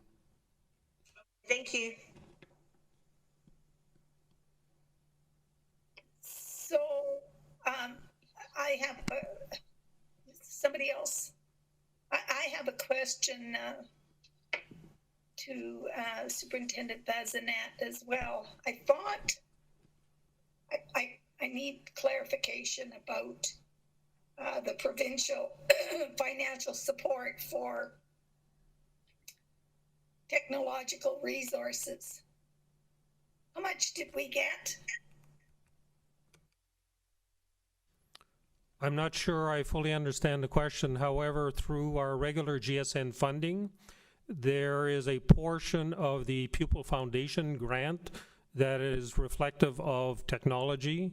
It is not a large amount, and we don't specify when we bring a budget to the board what amount is for specifically for technology. Essentially, we have a certain amount of flexibility within our total GSN funding to purchase technology for our students, and that's been the manner in which we procure the majority of our technology purchases. So just a supplementary, Superintendent Bazinet, I'm talking about the huge amount of funding that our ministry has talked about having given for laptops and all kinds of technology that they have funded. I don't have the exact figures, but I read about how the minister has said that there's thousands and thousands of dollars that are going to funding to make sure that our students have technology, the proper technology. So I'm wondering, what did we get? Essentially, when the ministry is making these high-level statements, they are referring to essentially our regular GSN funding. They make it sound as though there's additional new specialized funding. However, there has not been any new specialized funding announced by the ministry for the purchase of technology for any of the distance learning situation. Okay, I thank you very much. Doreen, if I will, I would just say this. The ministry did say that they had worked on an arrangement with a number of the technology companies so that they arrived at a price should a board want to purchase those devices. And they also recommended that you would work with certain providers for internet, but it was up to boards to, again, negotiate a final cost and also to pay for the financing of those services should they desire them. So it kind of came off a little awkward because ultimately it was up to the boards to finance. Well, silly me. Trustee Morrison, do you have a comment? Yeah, just brief comment on this. I want to build on some of the things that have already been said, including Trustee Gibson's comments, because I too have been concerned. I knew there wasn't new money, and this was our money that we already had, that they were just re-announcing as if it was a new initiative. My concern, though, is somewhat, I want to build on what Trustee Gibson said. I know there are schools, like we get limited funding to buy technology, but some schools on a school-by-school basis have made decisions to save their school-based budgets for a couple of years so that they could do major investments in technology for their kids in their school. So I'm assuming that there were different levels of readiness at the school level, because it depends on the priority that had been put in that particular school community about how much technology they had available to loan out. So I'm a little concerned, though, because I know a couple of the schools in my area who made who made a real effort in the last couple of years to save those school budgets so they could buy technology. And I'm worried that they're going to still end up with those assets in their inventory. And they don't just disappear. Thank you. Thank you very much. Moving on, short-term borrowing bylaws. Superintendent Bazinet.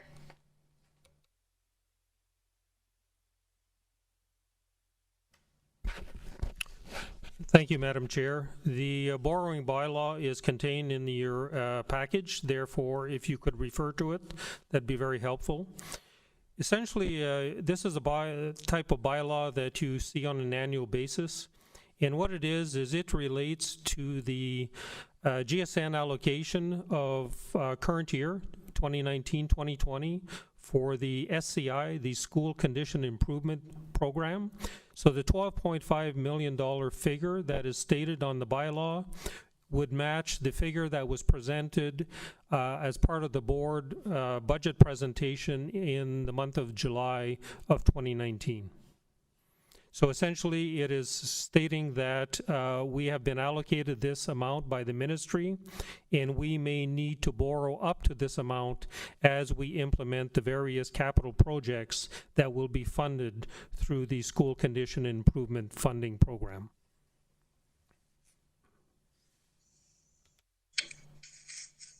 Thank you very much. Motion that the short-term borrowing bylaw 2020-2021 as attached be deemed to have been read 3 times and be approved. We need a mover. Trustee Morrison, seconded by Trustee Hunda. Further discussion? Trustee Morrison? Madam Chair, I will be supporting the motion, but if I could, I had a quick question for Superintendent of Business through you. Absolutely. Dennis, have we received GSNs yet? Through you, Madam Chair, that is the topic number 3 on our agenda.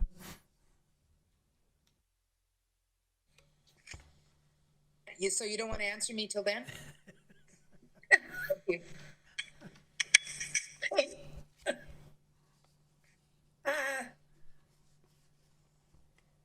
Poll vote, Director Blazik. Thank you, Madam Chair. Again, this is for the borrowing bylaw. Trustee Clement, He's gone. Trustee DeBoski, In favor? Trustee Dewar, In favor? Trustee Gibson, In favor? Trustee Hunda, In favor? Trustee Cosmerly, In favor? Trustee Morrison, In favor? Trustee Stringer, In favor? And now he's back. Trustee Clement. I'm back. In favor. Okay. Maybe is Trustee St. Jean back? No. Okay. No, I Still don't absent. believe so. Okay. Student Trustee Govro. In favor? Carried. Unanimous. Thank you very much. And now the part of the agenda we've all been waiting for.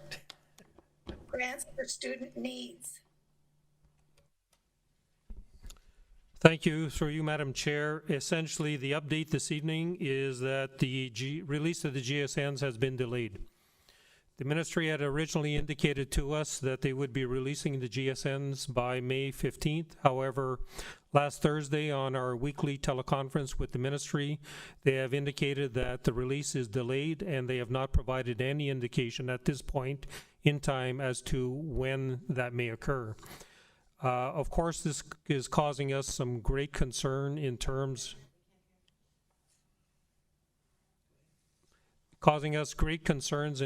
of preparing next year's budget. I have my mic on and this mic.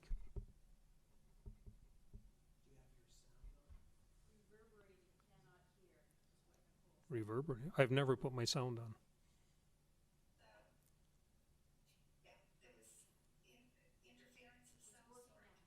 We're better now?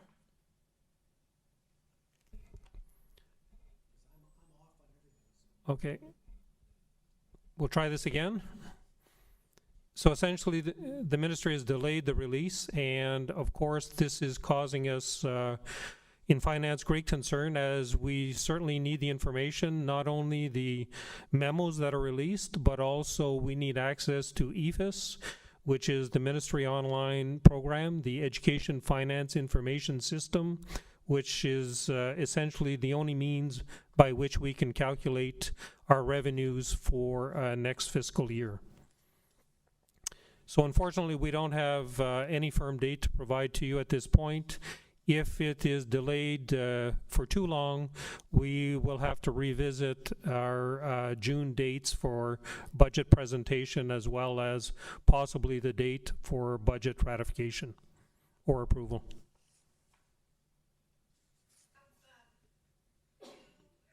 People wanting to ask questions. Trustee Gibson, followed by Trustee Morrison. Trustee Gibson, you had your hand? No, it wasn't me. I think that Okay, all right, Trustee Morrison. Thank you, Dennis. I mean, so we don't have the GSN yet. This is very, very late. So have they changed when we have to get our approved, because we still have to go through our whole process, Trustee. You don't even have the base information to prepare an initial budget for the trustees to review. Is there still an expectation that the board will somehow get through a review and approval process in the month of June? The ministry did indicate last Thursday that depending on the exact timing of the release, they may have to defer the submission date as well. But right now we're on the hook for the end of June, Dennis? Officially, the ministry has not changed the submission date, so yes, it is the end of June.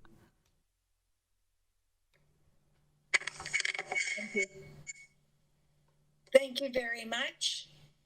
There's an awful lot going on and an awful lot happening, so I just don't, I hope that there is understanding on both sides.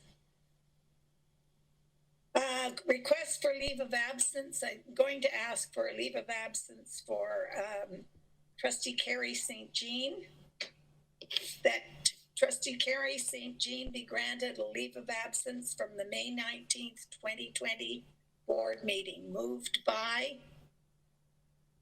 Trustee Morrison, seconded by Trustee Hunda. Poll vote, Director Blazik. Thank you, Madam Chair. Trustee Clement, In favor. Trustee Dubosky, In favor? Trustee Dewar, In favor? Trustee Gibson, In favor? Trustee Hunda, In favor? Trustee Cosmerly, In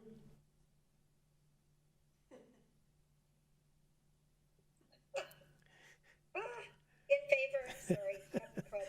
Trustee Morrison, In favor?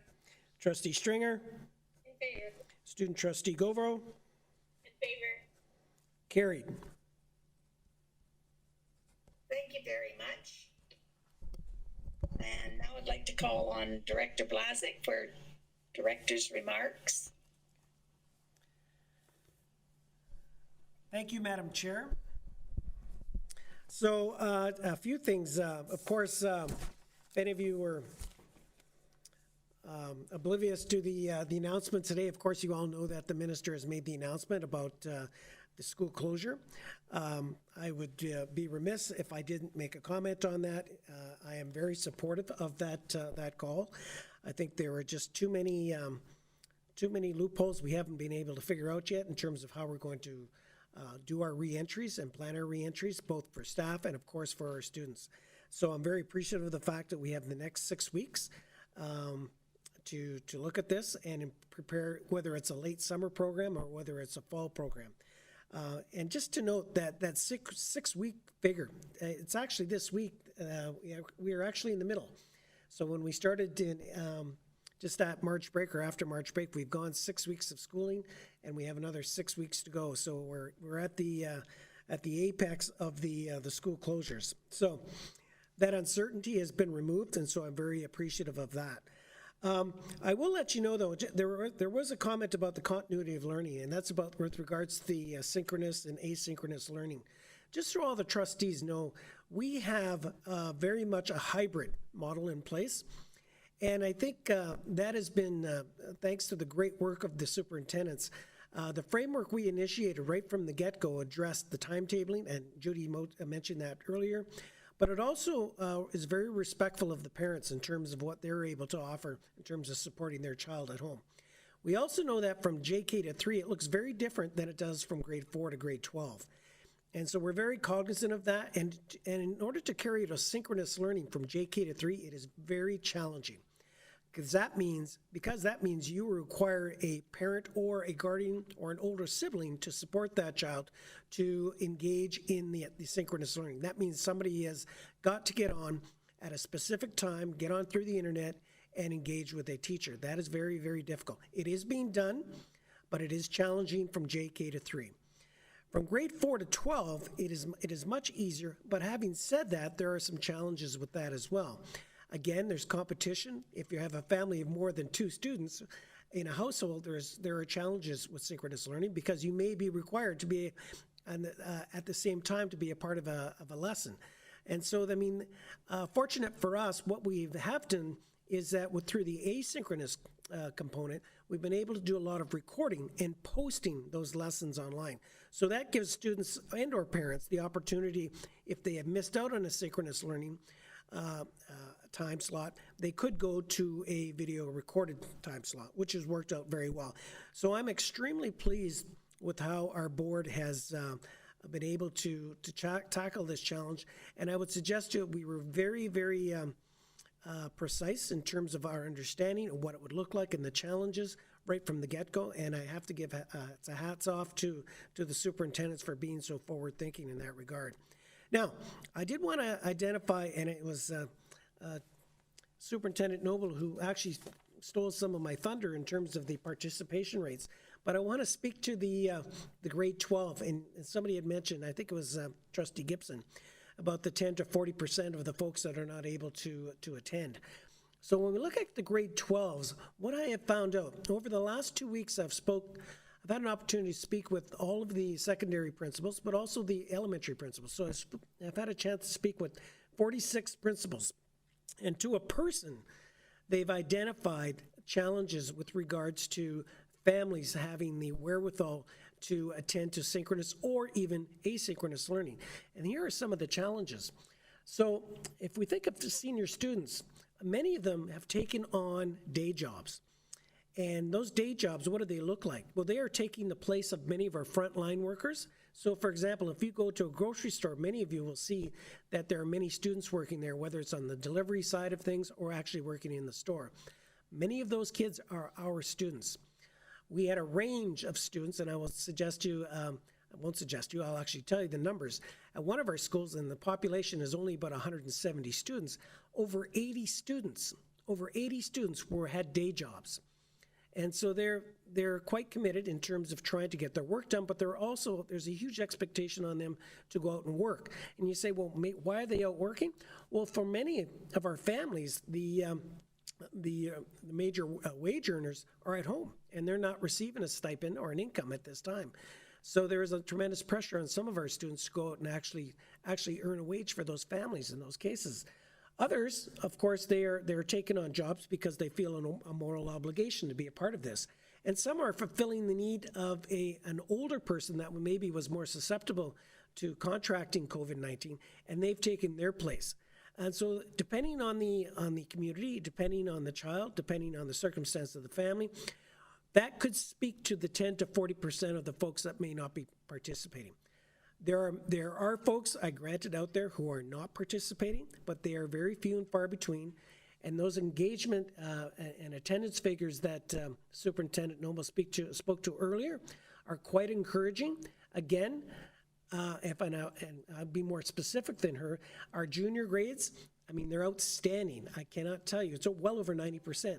And that's tremendous. I mean, if I have to give accolades, look at those teachers who are engaging those kids on a daily basis. Those kids are thriving. And someone suggests that maybe the attendance is even better on these days than what they would be at the school. Not that I'm advocating for distance learning going forward. But we're very, very proud of the fact that our board has done a nice job. So when you heard the ministry speak, he was talking about one or two specific boards. He was not speaking about all boards. And I think if you read the Toronto Star, you would be able to follow up on which boards he was referring to. We were not one of them. We continue to have our staff engage in synchronous learning. We encourage our staff to follow up with our support staff to find out why, if a child is not engaged or is not taking attendance that day on a particular topic or a particular subject. And so we are fully cognizant of the fact why kids are not engaged, if indeed that is the case, and we have great follow-up. So I'm very, very proud of our measures that we've undertaken to make sure that we get a really significant contribution from our families in terms of the students making themselves available. The other thing I would like to share with you is that today's announcement has triggered some questions about school closures in terms of access. And so as soon as they mentioned it today, there was I had a visit from Superintendent Noble. She said right away, parents were wondering when they could access the school to clean out lockers. So we understand that. Again, I just want to remind everybody that we still fall under a temporary access order that is still from the ministry, so we still have to follow that. There are exceptions. We are looking at the review access protocols that could be exempt. And of course, we're working with our partners, that is Public Health, to ensure that if we do decide to allow people to have access, we're in compliance with their orders. So who does that pertain to, of course?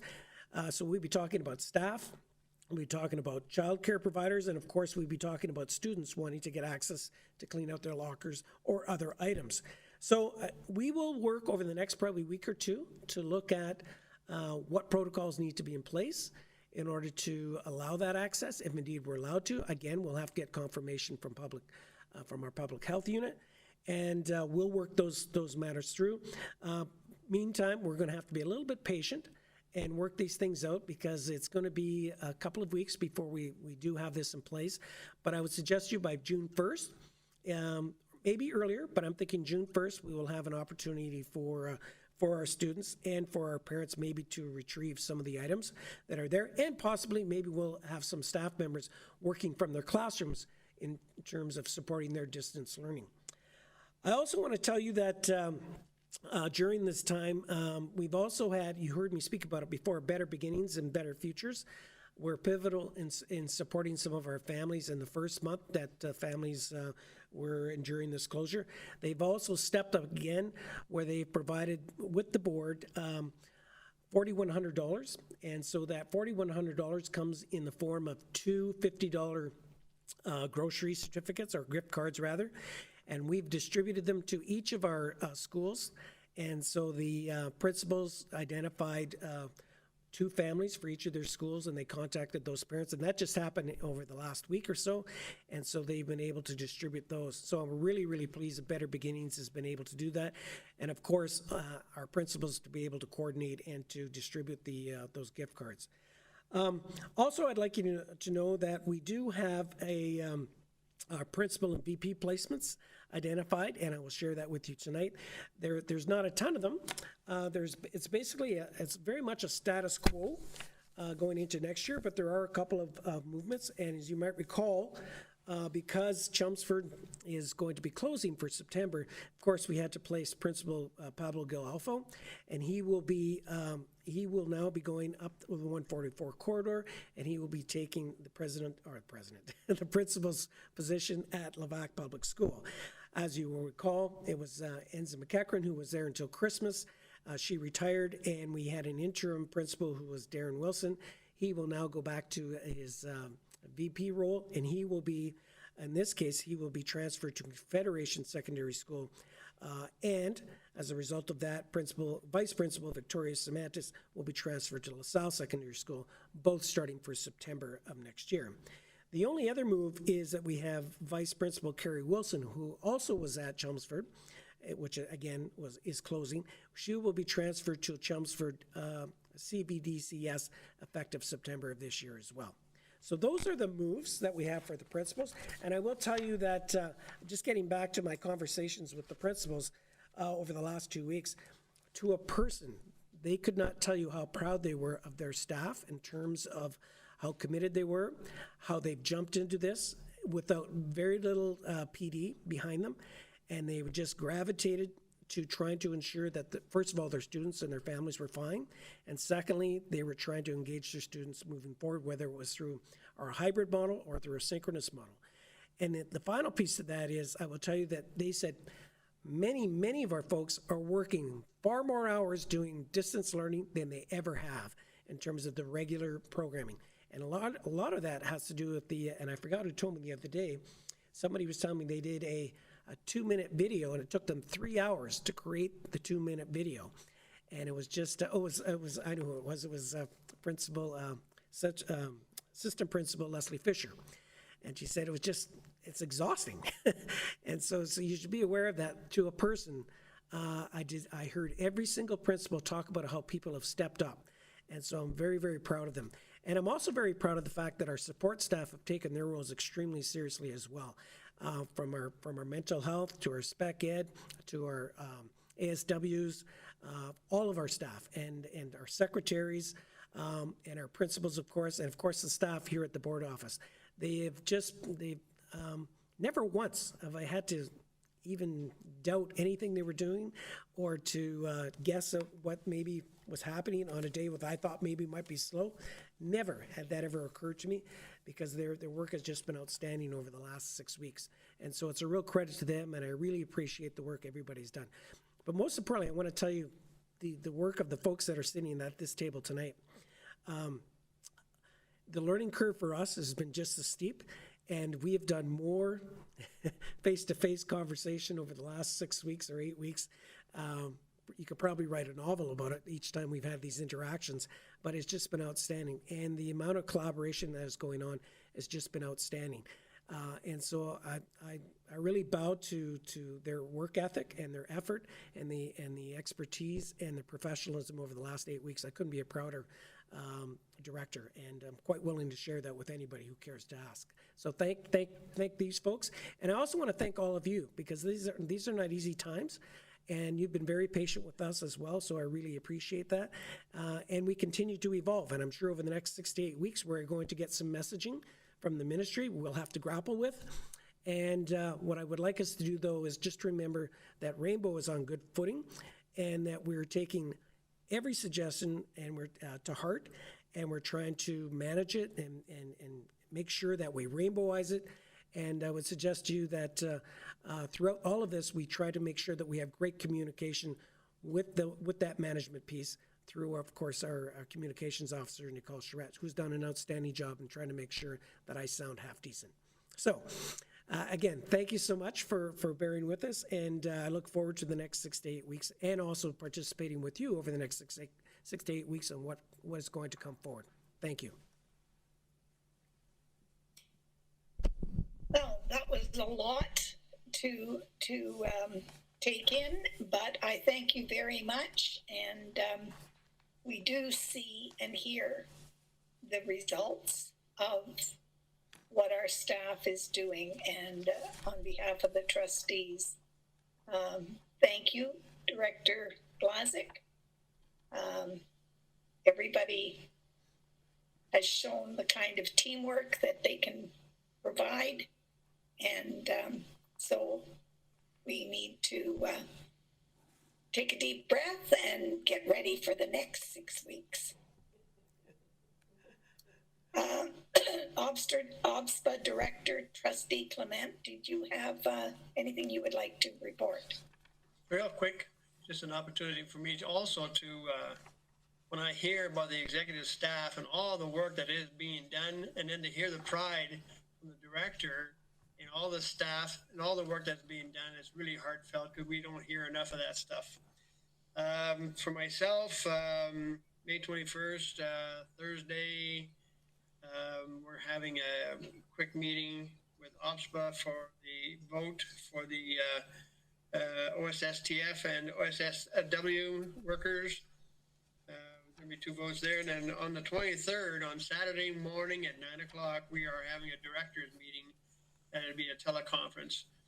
So I'd like to, I sent Superintendent Bourget a note there. If you could send me some notes also on the default language, I'd like to bring that up on Saturday. Once again, the Northern boards have always been vocal in saying that we are different. When you make decisions down south, it doesn't always work with us in the north.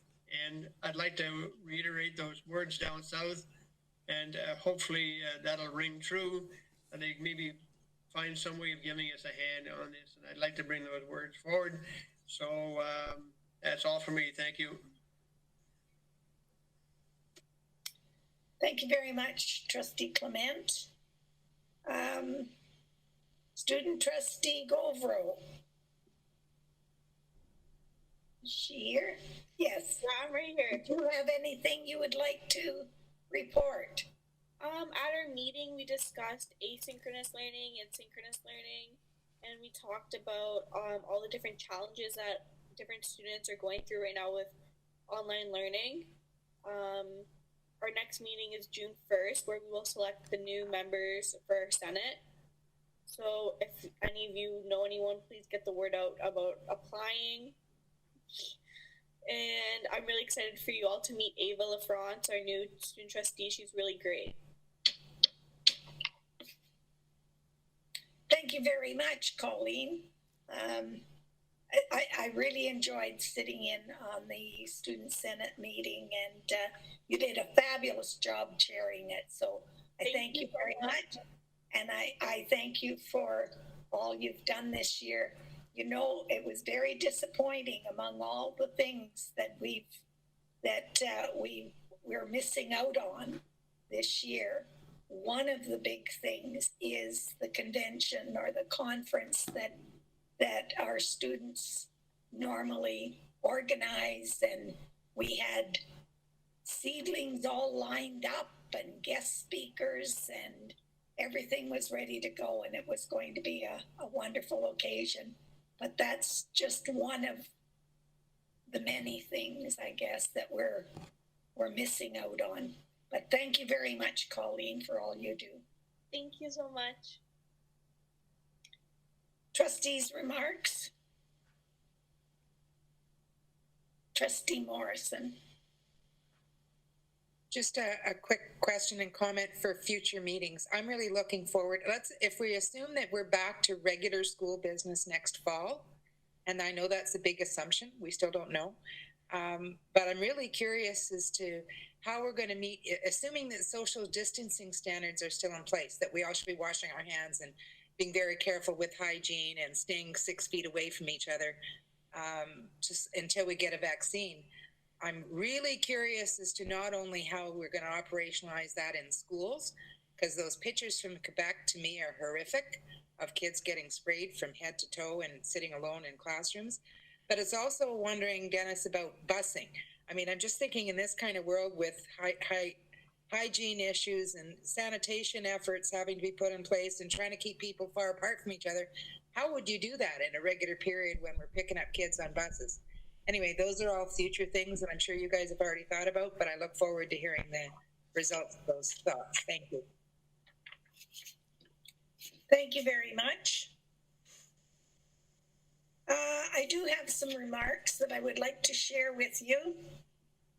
If my voice holds out, please forgive me. Oh, Trustee Cosmerly, I'm sorry, I didn't see. And Trustee Stringer. Oh, for goodness sake, I'm blind. Trustee Cosmerly and then Trustee Stringer. And Trustee Gibson. Oh, and Trustee. I didn't see any of them. Did you? Thank you. Yeah. Wow.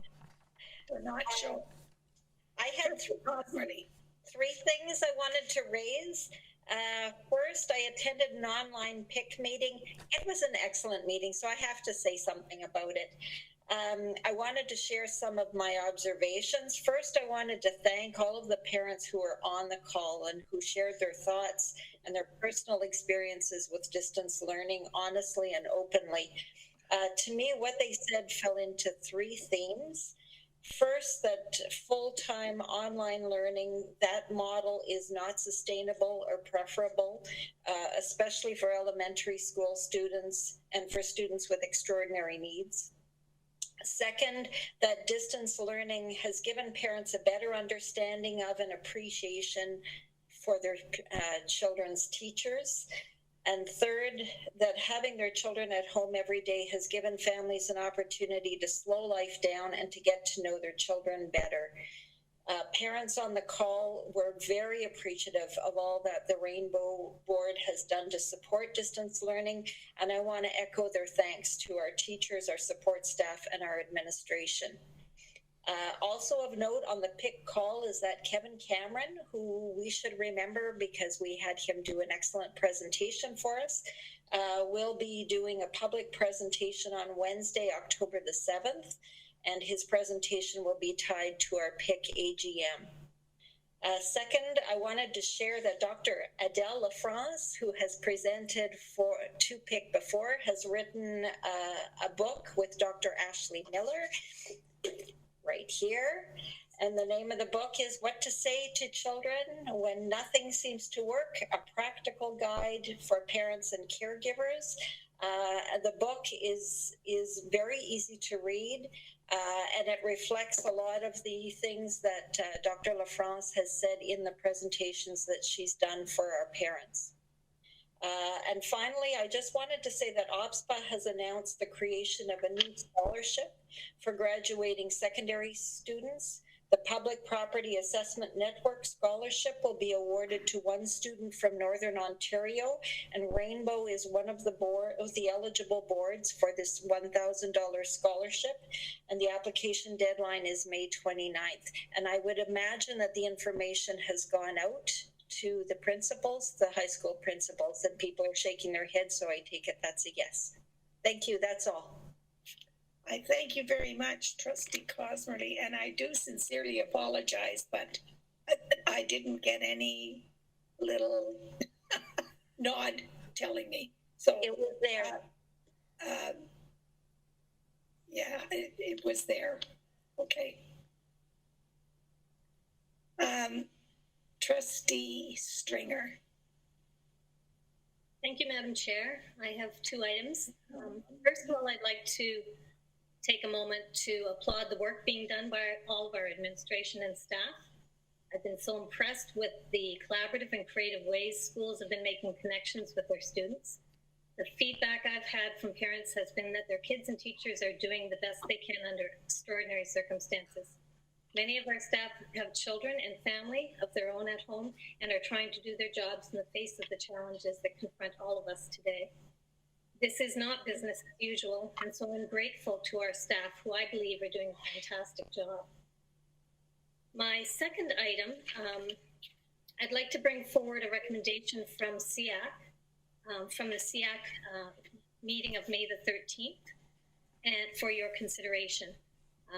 This meeting just took place last week, so you've just received recently the letter that I'll be discussing with you.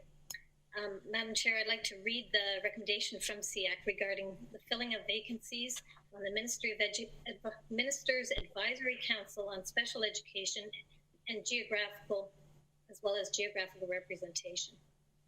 So SEAC recommends to the board that a letter be prepared supporting the concerns addressed in the April 29th, 2020 Nipissing Parry Sound Catholic District School Board's letter with emphasis on supporting geographical representation.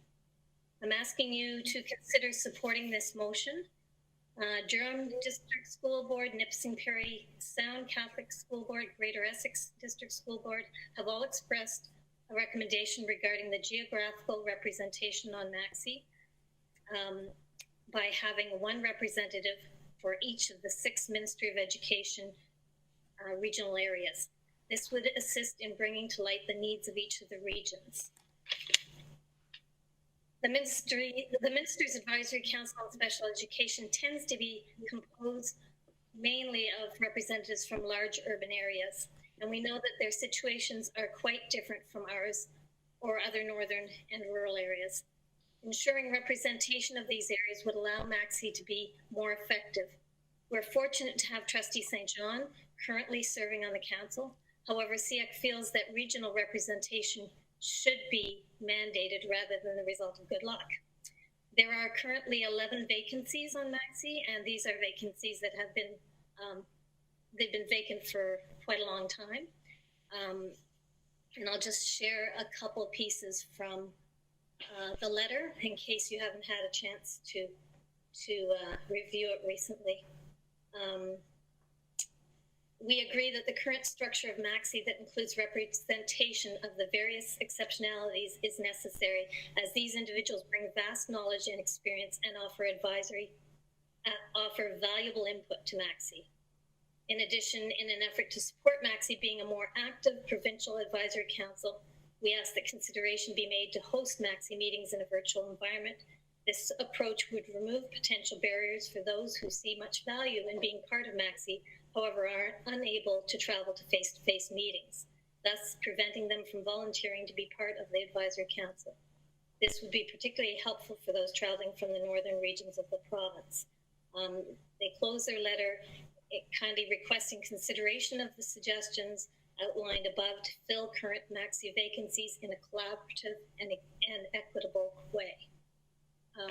So I leave that with you for any questions or discussion.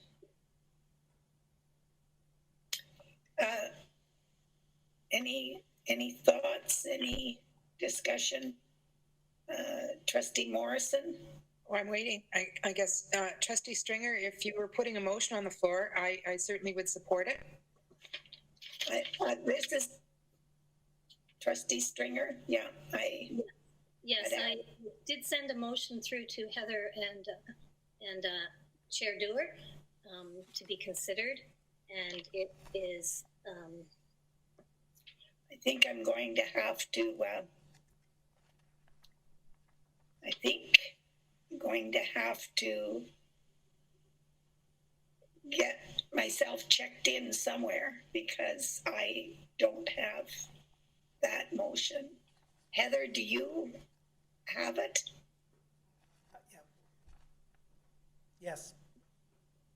You want the written portion or the? Heather has it. She emailed me back saying she had it.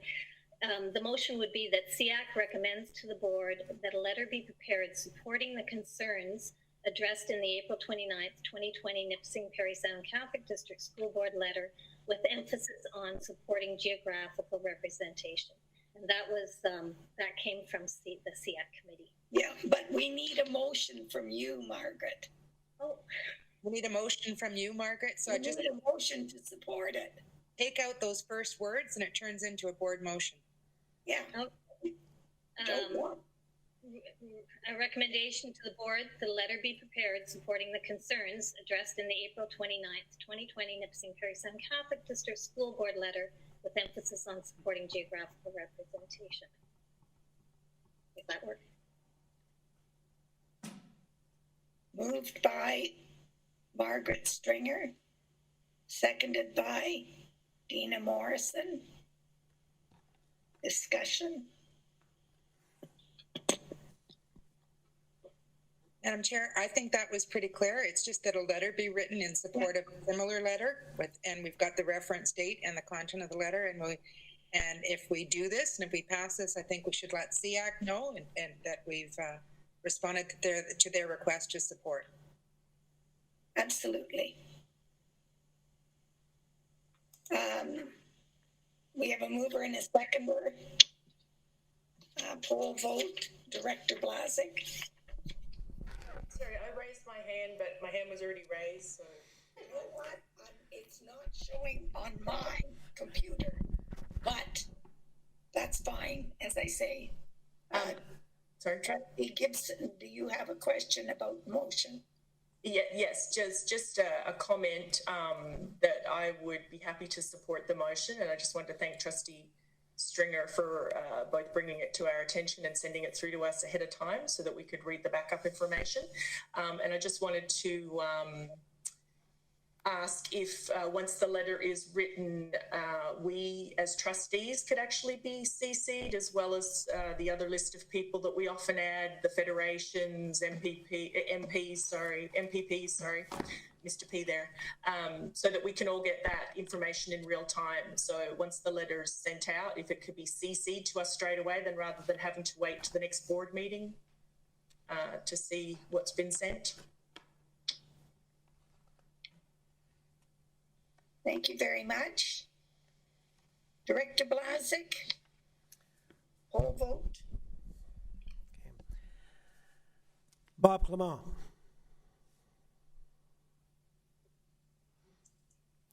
This is the motion, Bob. We're voting on this. Yeah, we're. No, Mike. No. Sorry, Bob. This is the SEAC Stringer motion. Yes, in favor. Okay. Trustee Dubosky. In favor. Trustee Dewar. In favor. Trustee Gibson. In favor. Trustee Honda. In favor. Trustee Cosmerly. In favor. Trustee Morrison. In favor. Trustee Stringer. In favor. Student Trustee Govro. In favor. Carried. Thank you.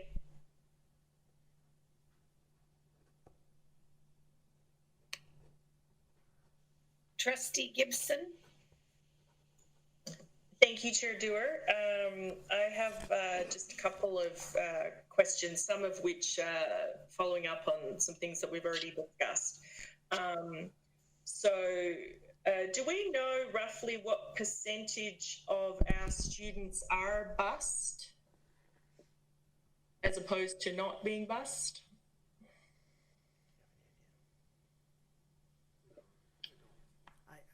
I'd have to get back to you. I used to know that number, but I don't know what it is recently, to be quite honest. I understand you wouldn't have an exact figure, totally. It's just, I think it's quite a large percentage. And I was just commenting on that based on what we were saying before about social distancing and busing. I think we have quite a high percentage of people that are bused. So I could see that definitely being a challenge for us in September. I also wanted to follow up on a couple of people have mentioned the PIC meeting that took place and the wonderful discussions and information that was shared there. I was not aware that the meeting was taking place. And I was just wondering, was that, like it normally would be a meeting that's open to the public, was there any discussion around live streaming or sharing that on a wider basis? And I understand it may not have been done for the last meeting, but for future meetings? Well, I go and attend meetings even prior to this, and that's all I did was I just connected because I attend meetings, ones that I'm not on. So we can certainly put them on the agenda. Normally that's where they are, is the meetings are listed on the agenda, and then you can just contact the superintendent for that meeting, and you will be included. They are public for you to attend. So yeah. So supplementary. They're very well done, and it's a great opportunity to find out what these committees are doing. Mm-hmm. Yes, well, and a member of the public could do the same thing if they were interested? I believe that they are public meetings, are they not? Well, that's why I'm asking. So what would the mechanism be if a member of the public was, say, interested? We may be doing this in September when we have our annual general meeting of the PIC, right? So I'm just looking forward to that. Will there be a way where we'll give out that information so that all could watch the meeting? Director Blazik? At this time, I don't believe that we have any mechanism to go beyond our board meeting for live streaming. So that would be something we'd have to talk about. So that it's a good point. If we're going to be in a distance learning format come September, maybe we'll have to re-examine that. But where we currently sit, we've only committed to doing live streaming for these board meetings. So just an FYI. No, I totally understand that. It's only because we no longer can let people in the room, so we have to offer some alternative. Normally we wouldn't be in that position, obviously, but we are. So thank you. Obviously it's being considered. And last of all was just one quick question around the topic I brought up earlier about the technology and its deployment. Trustee Morrison had mentioned about schools fundraising sometimes, and I've been a part of it, spending years to build up an inventory of, say, Chromebooks or whatever it might be. So was there a system in place where each item of technology was, say, asset tagged, or has technology only gone out to students of schools, or has it been deployed board wide, but we've got some sort of tracking system to know where that particular asset came from so that it can find its way home when all this is over? I see heads no.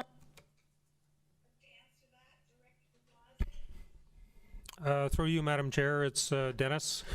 Essentially, the distribution of all the devices was managed at the school level by principals. They have the master sheets, and all the devices were tagged, and the student that the device was loaned to was matched against that ID number, so therefore we know which student has which device from which school, and essentially the devices were distributed from the school-based level. And last supplementary, if I may, just regarding that, So were parents or guardians asked to sign anything in terms of replacement or asset value, or we did not subject them to that? We chose not to subject them to that. We operated all from a position of good faith, and we certainly left with that impression from all the parents and students that have borrowed the equipment. Thank you. I had anecdotally heard from other boards where that was the choice and some people had declined. So perhaps that's why we've had such good uptake as well. Okay, thank you very much, Superintendent Basnet.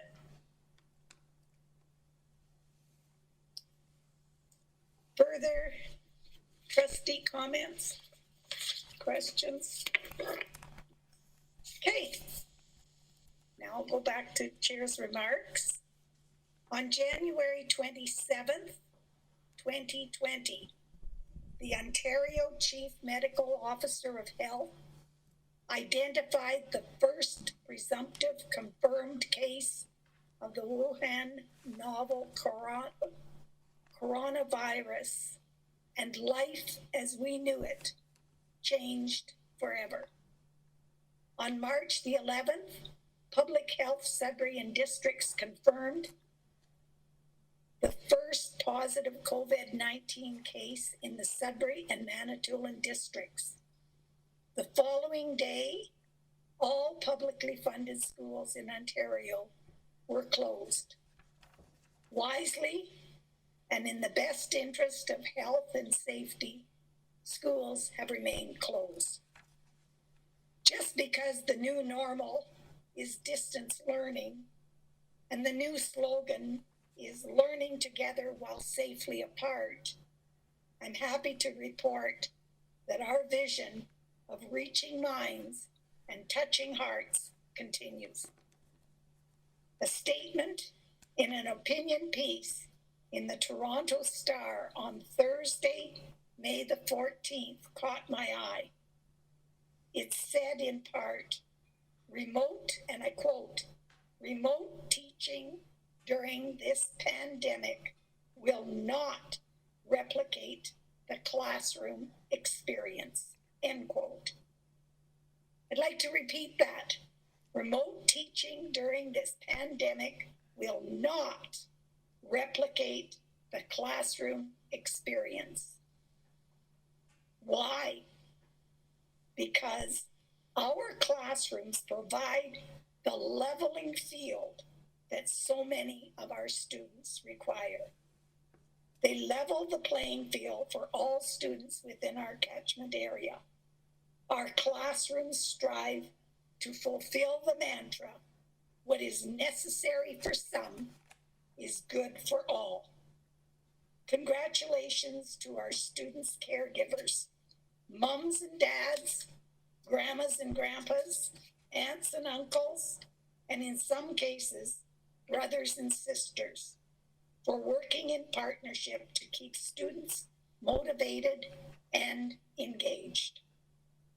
You have faced personal challenges on a daily basis. I should say they have faced personal challenges on a daily basis while giving your ongoing support to students and staff. And for that, we thank you.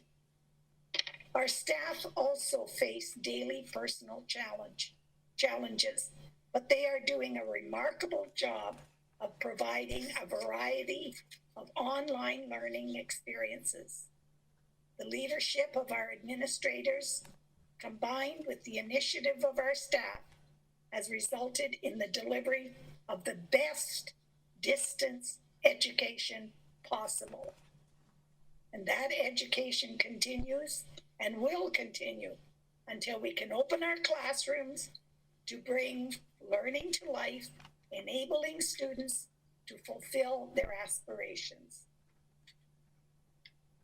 The thought for this month comes from author Joshua Marine, who said, challenges are what makes life interesting, and overcoming them is what makes life meaningful. I don't think he had any idea of the challenge that we would face in 2020. Thank you to each of you. Please stay safe. If you take a look at your agendas, you'll see non-staff, there are no reports, there are no non-staff communications. We do have future meetings. There's a student senate meeting. Trustee Gibson, so if you wanted to get a hold of Superintendent Noble, you could attend that student senate meeting via Google Meet. Strategic Planning Committee meeting is scheduled for June the 9th.